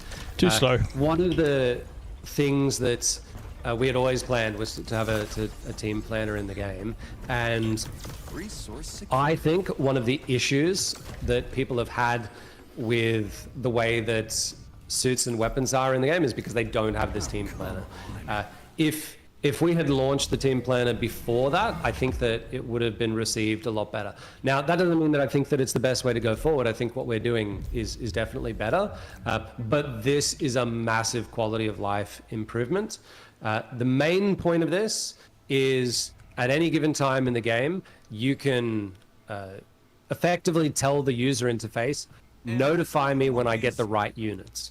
So you open up a panel, and you pop in the units that you think would fit for your team, and then as you're refreshing your shop, you'll get a big icon that says, "Oi, this is one of the one that's on your team composition. You should buy it." It is a huge upgrade. The funniest thing is I was speaking to Kieran about this and saying it's going to be really cool, and he's like, "What is it?" And I thought everybody knew about it, but he was like, "Oh my god, that is going to be such an improvement," because he never used anything like it. I spend a lot of my time in the team planner adjusting the composition. It has a few features. Like I said, the main thing is you pop the units into it, and then it will notify you as you roll in the shop, "Hey, you should probably buy this." So it makes it way faster to pick your units, but it does a few other things for you as well. It will tell you, if you get all of these units, this is what your synergies will look like. We obviously will need to do some upgrades to add in the Ranger and a few other bits and pieces as we go, the Bond. Going to do a stage 2 run of the basin. I don't have a lot of the water alluvials, so I'm missing slapping, stabbing, and whatever the tier 1 is. Yeah, I'm missing pretty much all three of them. I think I got one of the tier 1s, and I'm not so good on the what's it called, the rake and the stage 3 of that. So we're looking for those. Blah blah blah. But at least for the moment, it's going to give you a rough idea of what your composition is going to be. You know, how are you going to get 4 Revenant or whatever it happens to be. So you just build your team inside of there, and then as you're playing through the game, it'll notify you when you need to buy those units. It's not making it more likely that they appear in the shop or anything like that, but it does allow you to see what is available a lot more quickly. The second thing that it does, and this will be a huge quality of life for us, this doesn't affect games that aren't, I guess, NFT based or anything like that, is it will allow you to select which instance of the characters that you have, the alluvials, so that you know which one is going to level up and which one you're playing in Leviathan, right? You might have 6. That is so needed. That's one of the best things I've heard all night. Being able to select the alluvial that you level up. Atlases, and we allow you to pick the one that you want to level up. I've got 900 alluvials in my profile at the moment. So, yeah, picking the right ones to level up would be really nice. And the one that you want to use its traits from. So instead of it, like at the moment, there's an algorithm that just basically picks the highest TPI. That will no longer be the case. I mean, it's a pretty good approximation of it, but you might not want to use that one because maybe you're just playing the game to level things up, right? It might be that you're trying to just level them up for whatever reason. Obviously, leveling up is going to be a lot more important in the overworld or in any other games we build, and this will allow you to configure that. So for some people that don't have any ownership, you won't even see it. It won't give you the option to select those things. But if it notices that you actually do own alluvials, then it'll notify you that you can pick the particular instance. Again, an instance is just one NFT versus one type, and it'll allow you to configure all of those things. Because it's happening in game, you're much more engaged with the game while you're doing it. It's not like the team planner was for Ascendant, where it gets a little bit boring because you're sitting there doing it without playing the game. In this, what you're really trying to do is to theory craft as the match goes on. The best way to use it is not to just say, this is the team comp that I want. It's to say, okay, this is what I have been given across the match. These are the choices that I made, the drone augments, this is who I think I'm bonding, blah, blah, blah. And then you might tweak it. And in other games, that doesn't really work because the synergy system in a lot of the other games is very binary, right? There's just affinities and classes, and there's a lot of time not much overlap between them. And so there are very clear comps that you want to play, right? And at the moment in our game, there are some comps that you want to play, but in general, there's a lot more in our game because they merge together so much because there's the primary and the composite. There's way more options that are very close to the strength of other comps. And because of that, you can really say, okay, well, I got a lot of this unit. It appeared in my shop.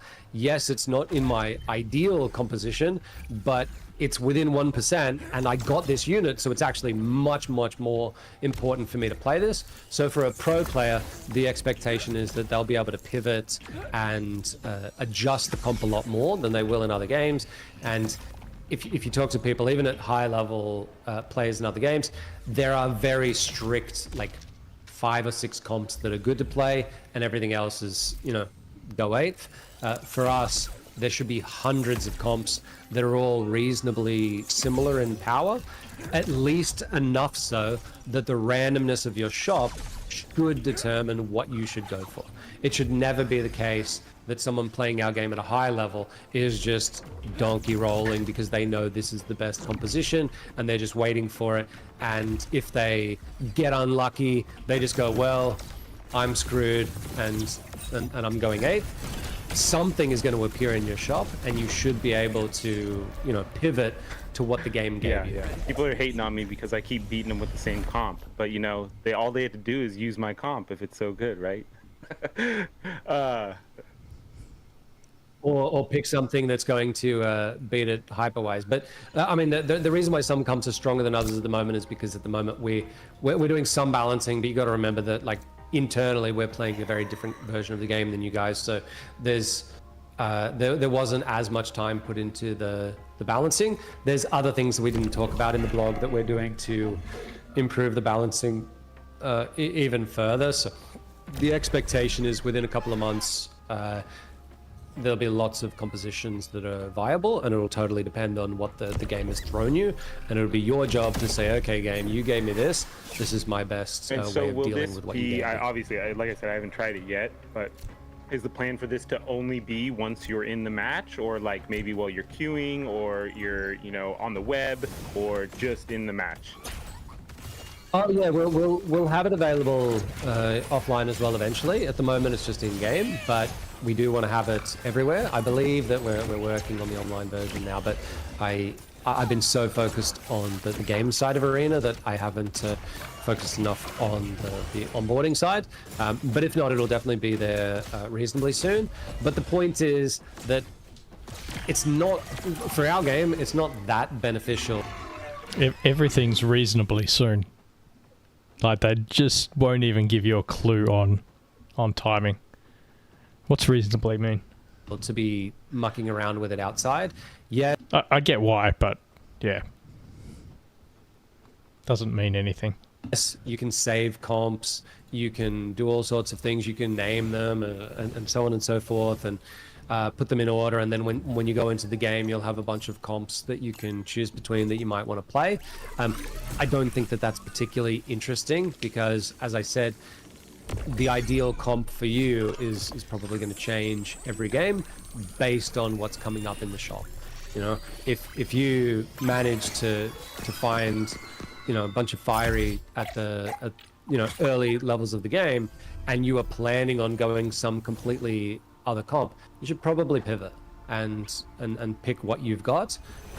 At least that's what the top players will do.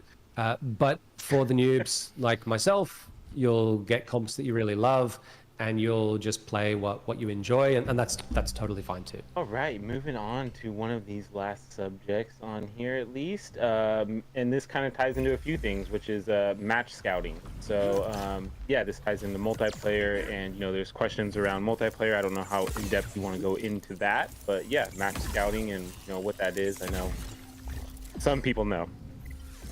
Yeah. I'll just touch on it really briefly.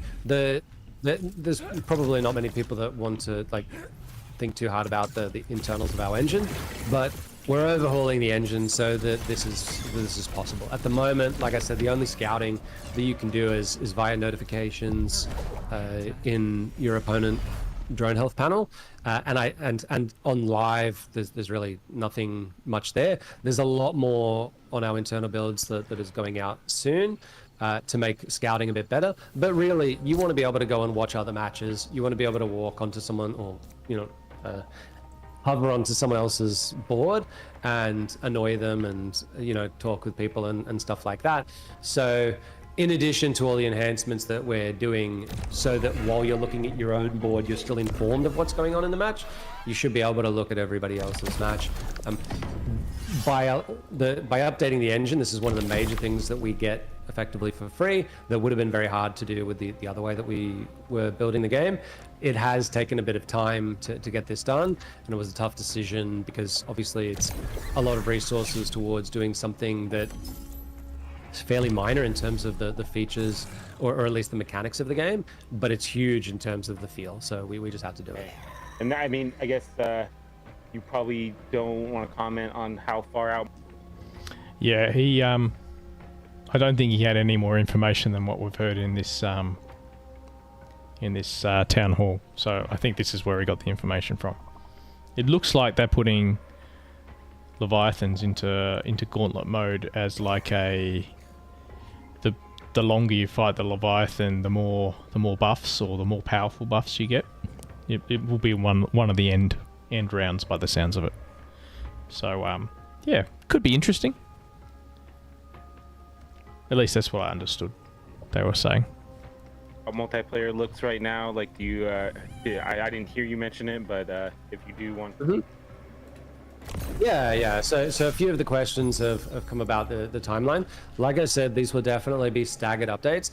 The first big update will come with some features, because remember that there's one group of the team that are working on the overhaul of the engine. They're very far into that. The expectation is that will drop in March, so we're not too far away from that. But at the same time, there's, like I said, there's people working on the team planner. The team planner is already live internally, so that'll be pretty soon. There are other features that are coming out before the upgrade to multiplayer, because like I said, there's other people working on those features. but there will be a decent amount of features that come out with that. I mean, the game is already multiplayer now, so when we say multiplayer, we're not saying like it's a single player game and this will be multiplayer. We're talking about the engine overhaul to make a lot of those things work a lot better. So the first big update will be in March, and it will have the ability to move around, watch other matches and stuff like that, plus a couple of the features. Probably the main one will be regions, which we think is the sort of update that is not going to impact so much the other ones. It doesn't require them, so it should just be a fun, valid and really cool update to the game. And then the month after, there'll be probably the bulk of the changes done, and by May we should be at the point where we're just polishing off everything and getting it right. The timelines, we're definitely getting a lot better at knowing what's going on with it, because the whole team is focused on this, so there's less chances of being big curveballs thrown to us and stuff like that. We don't know to the day or anything like that, but that's the expectation for the next 3 big updates. Is the main engine overhaul with 1 or 2 features, then most of the other features, and then the final month after that will be that's a good mostly graph. polish and possibly 1 more feature Go get him. To go in. It could be that we get all of them in one go. If they're ready, then we'll release them, and the only other question is, will we put them on to test service first? I'd really like to bypass it, because at the moment I'd like to think that the whole community is just testing these things, and we don't want to gate it to be people that have to like open up a different version of the game. And probably testnet will be something that we start to use a lot more once all the features are in and we've got the player base up to a healthy level. Good, at that point, we'll probably then give the diehards access to testnet, and they can see the features before everyone else does. But for now, we don't see a lot of reason to do that, unless we think that there's going to be a bunch of bugs. But I mean, we wouldn't release it to you if we think that there's going to be a lot of bugs. That's something that we have definitely gotten a lot better at in the last couple of months. So you'll see the quality of each release should go up exponentially, and you shouldn't have those same teething issues that you had in the past, which obviously we apologize for.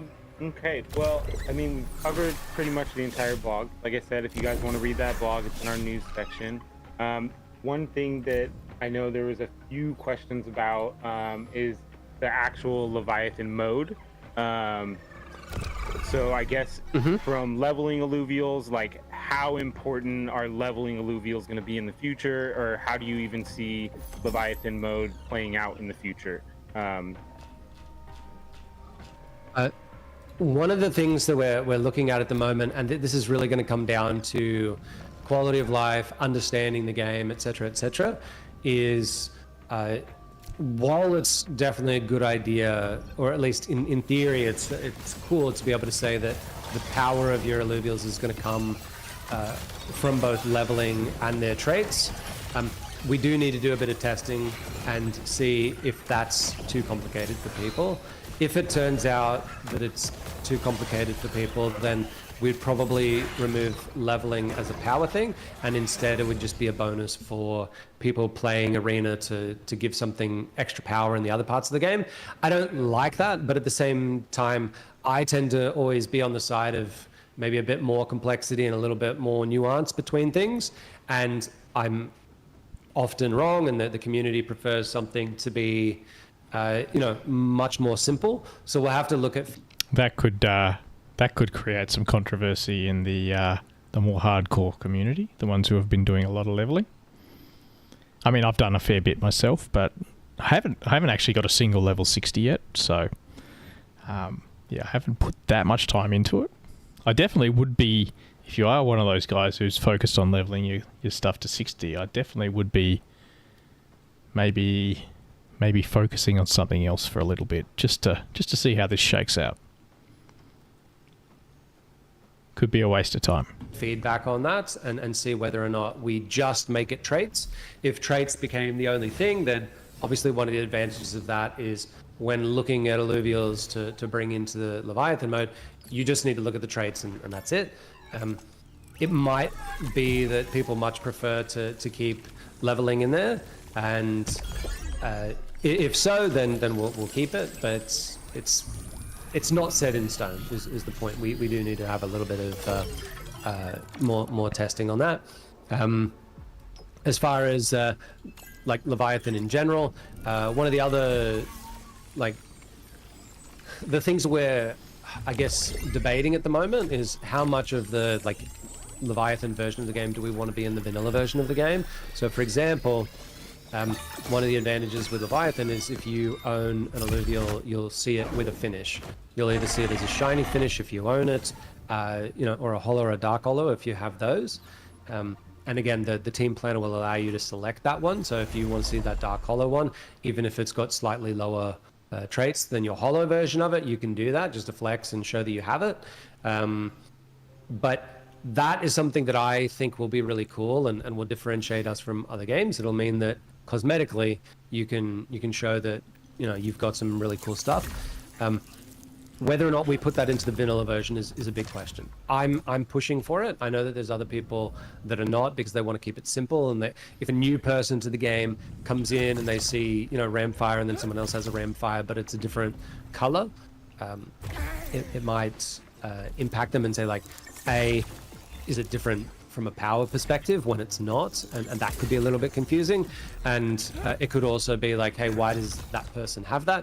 I think it's a good way to get people into the crypto side of the ecosystem because they'll have to ask like, you know, hey, how did you get that? And someone could say, I bought it on the exchange or I captured it in the overworld, blah, blah, blah.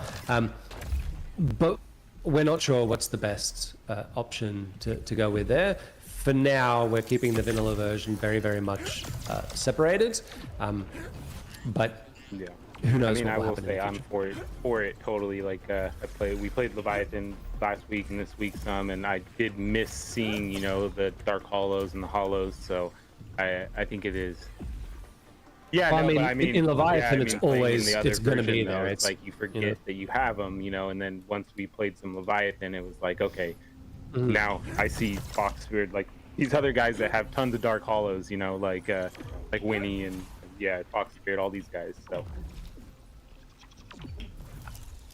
We'll get a lot of play testing, but the first thing is that we're going to have a major marketing campaign for once we get the vanilla version into a really good state.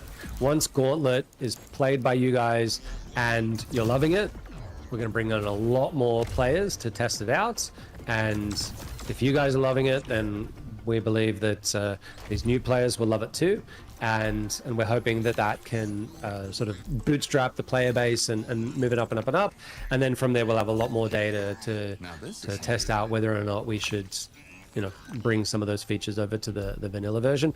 Obviously, there's never going to be anything in the vanilla version of the game that gives you more power for owning something, because that's the whole point of it. It shouldn't be pay to win. But at the same time, cosmetics are not pay to win, and it just comes down to, does it add more confusion to the game, or does it allow a bit more expression and people enjoy it? We'll have to see. all right. I mean, I think there's one other question. This one's from Sporiox. I think everything else has pretty much been covered through mostly everything we talked about, at least that I can see. At least Gauntlet and Arena related. How about Sporiox asked, you know, like, how will you get, you know, how will Gauntlet remain exciting? Like, will we do seasonal changes to, you know, the regions, the drone augments, Leviathan, and then also even alluvial sets, you know? Yeah, so obviously the main one is alluvial sets. It was always the case that we were going to spend a lot longer on the first set than all the others, because once you commit to a set, you know, it's a crypto-based game. That once they're out there, and we need to make sure that they're really balanced. Even in the first set, you know, with all the changes that we've made between Ascendant and Gauntlet, it's definitely the case that we need to patch some holes in the game and adjust some things to make it a bit better from a perspective of the alluvials that we have. So the major one is obviously going to be a lot faster updates for the alluvial sets.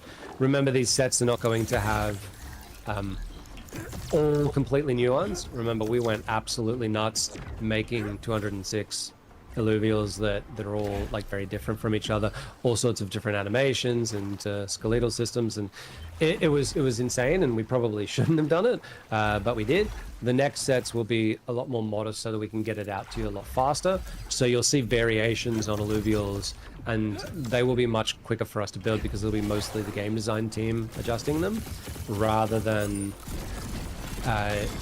you know, rather than it being something that, you know, the artists have to go through and make a whole new creature. There obviously will be new creatures. It's not going to be 206, I can tell you that. That's one of the major ways that we're going to differentiate it. There will be other features that we add to the game. Like I said, if something that we do proves to be super popular and it's like a choice in the game or a randomness that comes up, it could be that later on that becomes part of the staple of the game. So the best example would be, let's say we give you a legendary augment crate at the start of the game as part of one of the regions, and then everyone starts voting on that and says, we just love that. Everybody needs to start with a legendary. It might be that we end up just incorporating that. That just becomes the default nature of the game. That will obviously change and it'll evolve over time. There's going to be season passes, battle passes, that sort of thing that entice people to get particular, you know, unique cosmetics and stuff like that. There's a lot of those things that we're planning that we couldn't before because we had a smaller team working on Arena. Now we've got a lot of people working on it, so we can get a lot of stuff done. And then, like I said, even though it'll go into more of a maintenance mode, they'll still be working on balance. There'll still be people working on new features and stuff like that. We do work fast. It's just that, you know, we have made some mistakes in terms of the, you know, the way we tooled the engine from the beginning, and once we get out of that sort of rut, things will move a lot faster, even if we have a smaller team. That I can assure you. No question from. We've been hearing about this engine problem and the multiplayer servers for so long. I can't wait for that to just be behind us, and not an excuse for things not moving forward anymore. So that will be happy days. My end, that everyone works insanely hard here. You know. Crazy hours people put in, so. But yeah, shout out they to the team, definitely do. But yeah, I think that covers everything that we wanted to hear, at least. And as I said, this was an arena focused, you know, town hall, and we will have another one soon with Kieran, and we'll answer some other things based on, you know, MMO and all your other questions there. Do you have any final? Yep. Yeah.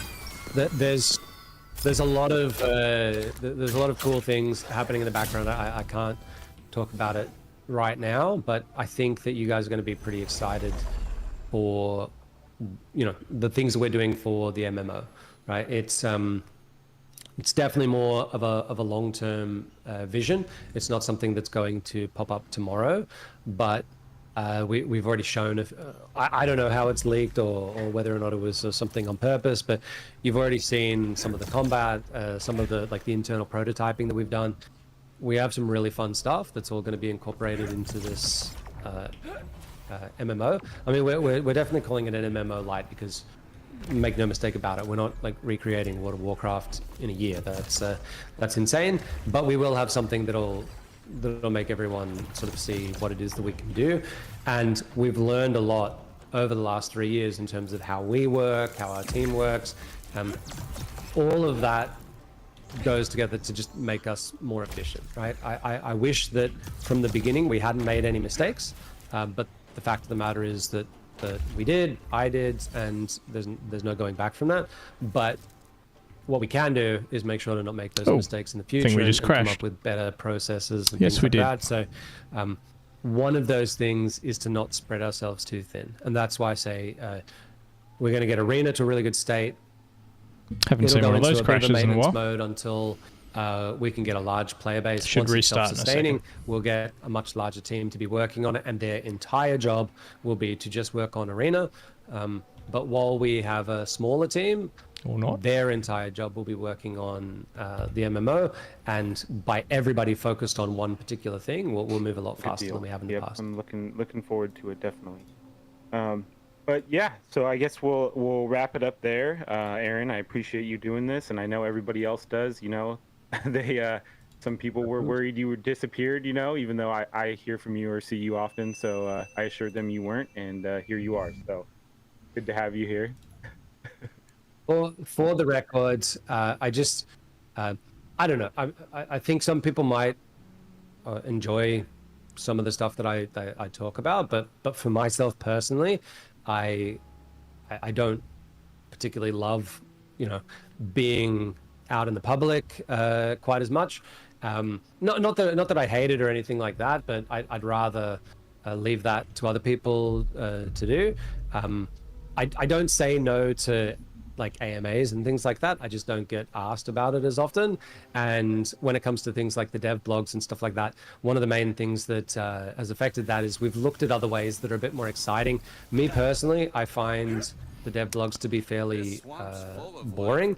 I was literally placing a beacon when it crashed, so I think now I've got to run back to that spot. There was two rifts there.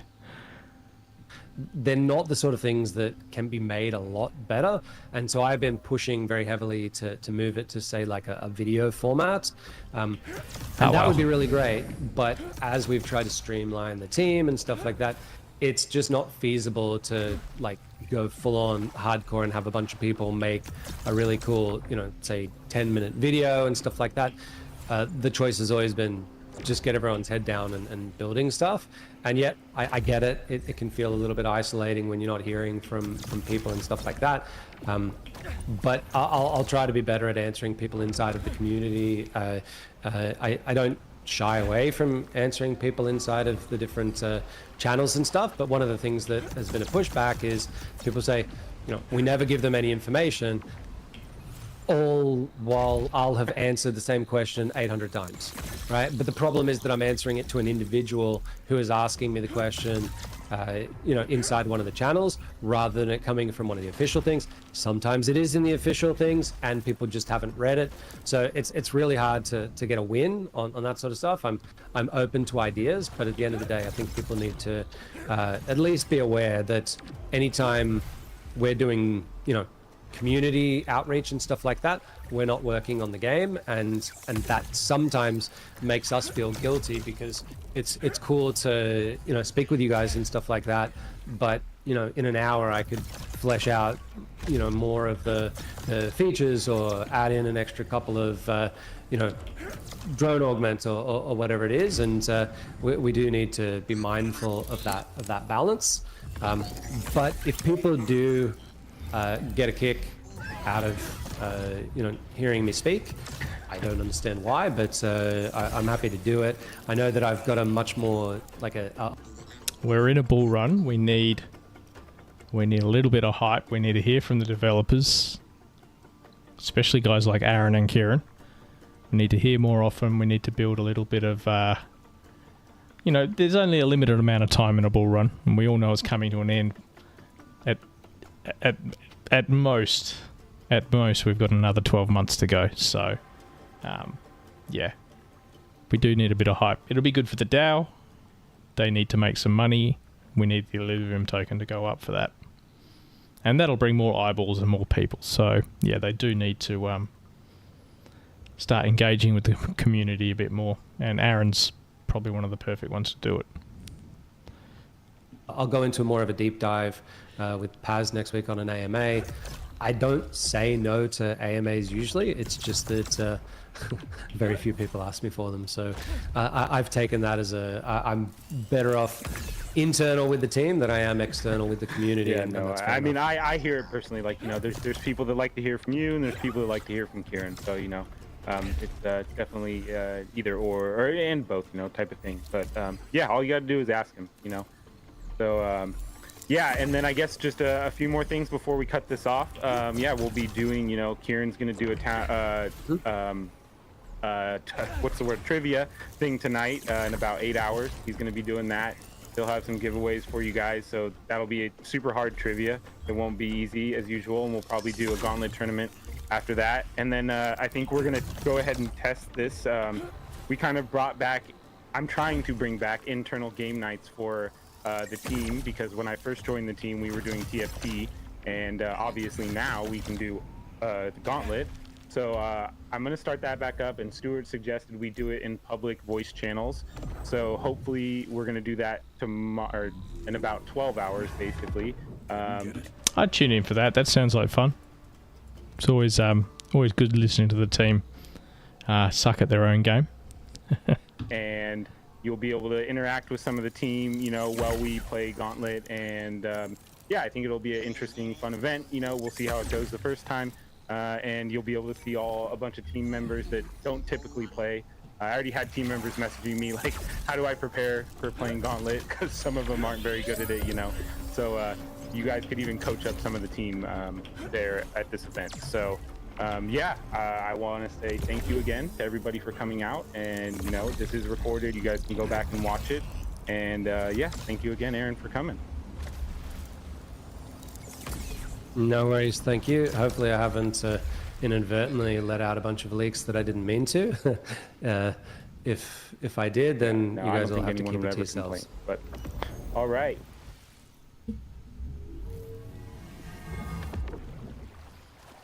All right, that sounds like it's over. Yeah, interesting. A good AMA. I enjoyed listening to it. I'm just going to finish this run off because I'm on the riffs. Probably not that much more I can collect, but we'll just have a quick run through. I mean, it's a balancing act. I mean, there's so much going on between the bull market,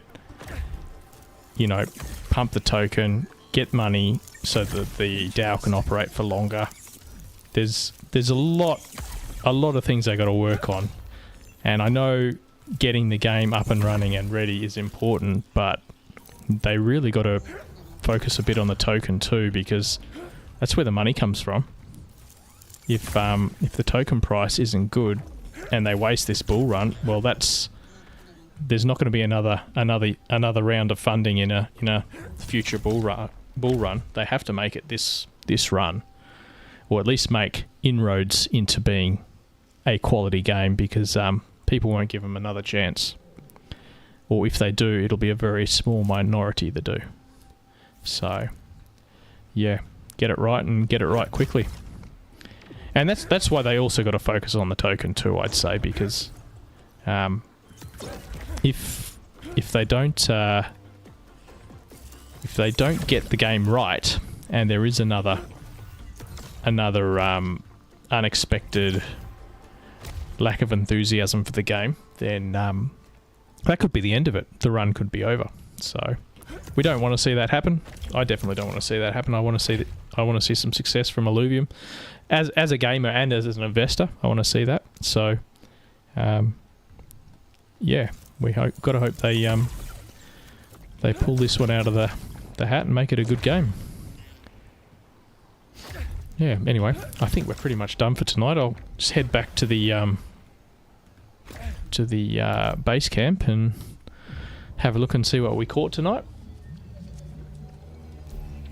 I got a feeling I could probably fuse my my phosphorus into a what do they call the stage 3? There's phosphorus and then there's phosphorus or something. Too many words. We'll check it out in a sec. Really struggling to get tier 5 essences. I've been looking for them for ages. I've probably done 10 runs and not found a single one of the one I need. And I need 5 of them. So it's like, come on, just give me one. Alright, let's have a look in here. So, alluvials.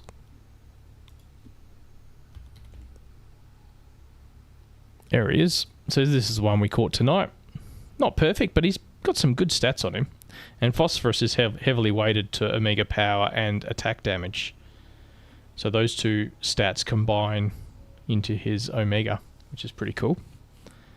And if we have a look... Oops, wrong button. Z. I've got another one here.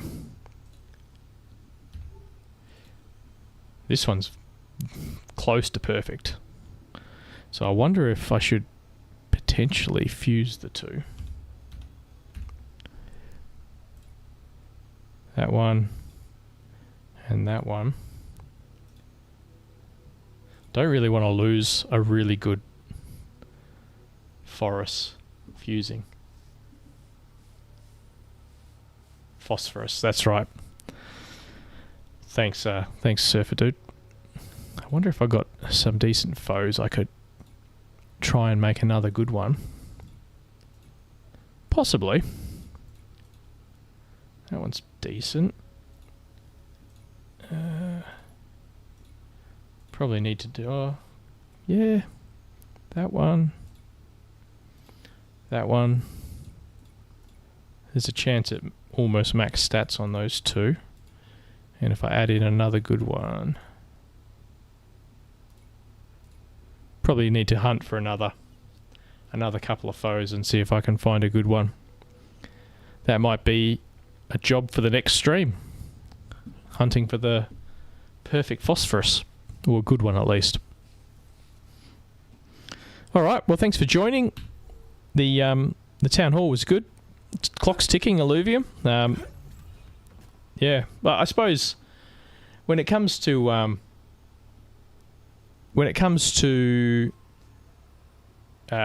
this bull run, the entire alt market's wrecked at the moment. So everyone's been buying Bitcoin, and every time Bitcoin pumps, it just steals a little bit more market share, and then the alts go back to where they were. So Illuvium's no different with that. So I'll we can't be too harsh on the team for that. That's not their fault. The entire alt market looks a bit shabby at the moment, with a few exceptions. But they really, when the alt market does take off, they really do need to be up and running to really capitalize on that. So I hope they're ready to start moving quickly. Yeah, clock's ticking. Let's get it going. Anyway, thanks for joining, Surfer Dude, Katniss. Thanks for interacting, and hopefully I'll catch you on another one soon. Yeah, and yeah, I hear you on the phosphorus. I wouldn't merge it unless I had another really good one, because I've got a few max stats on both of them. But we'll see how we go. See you next time.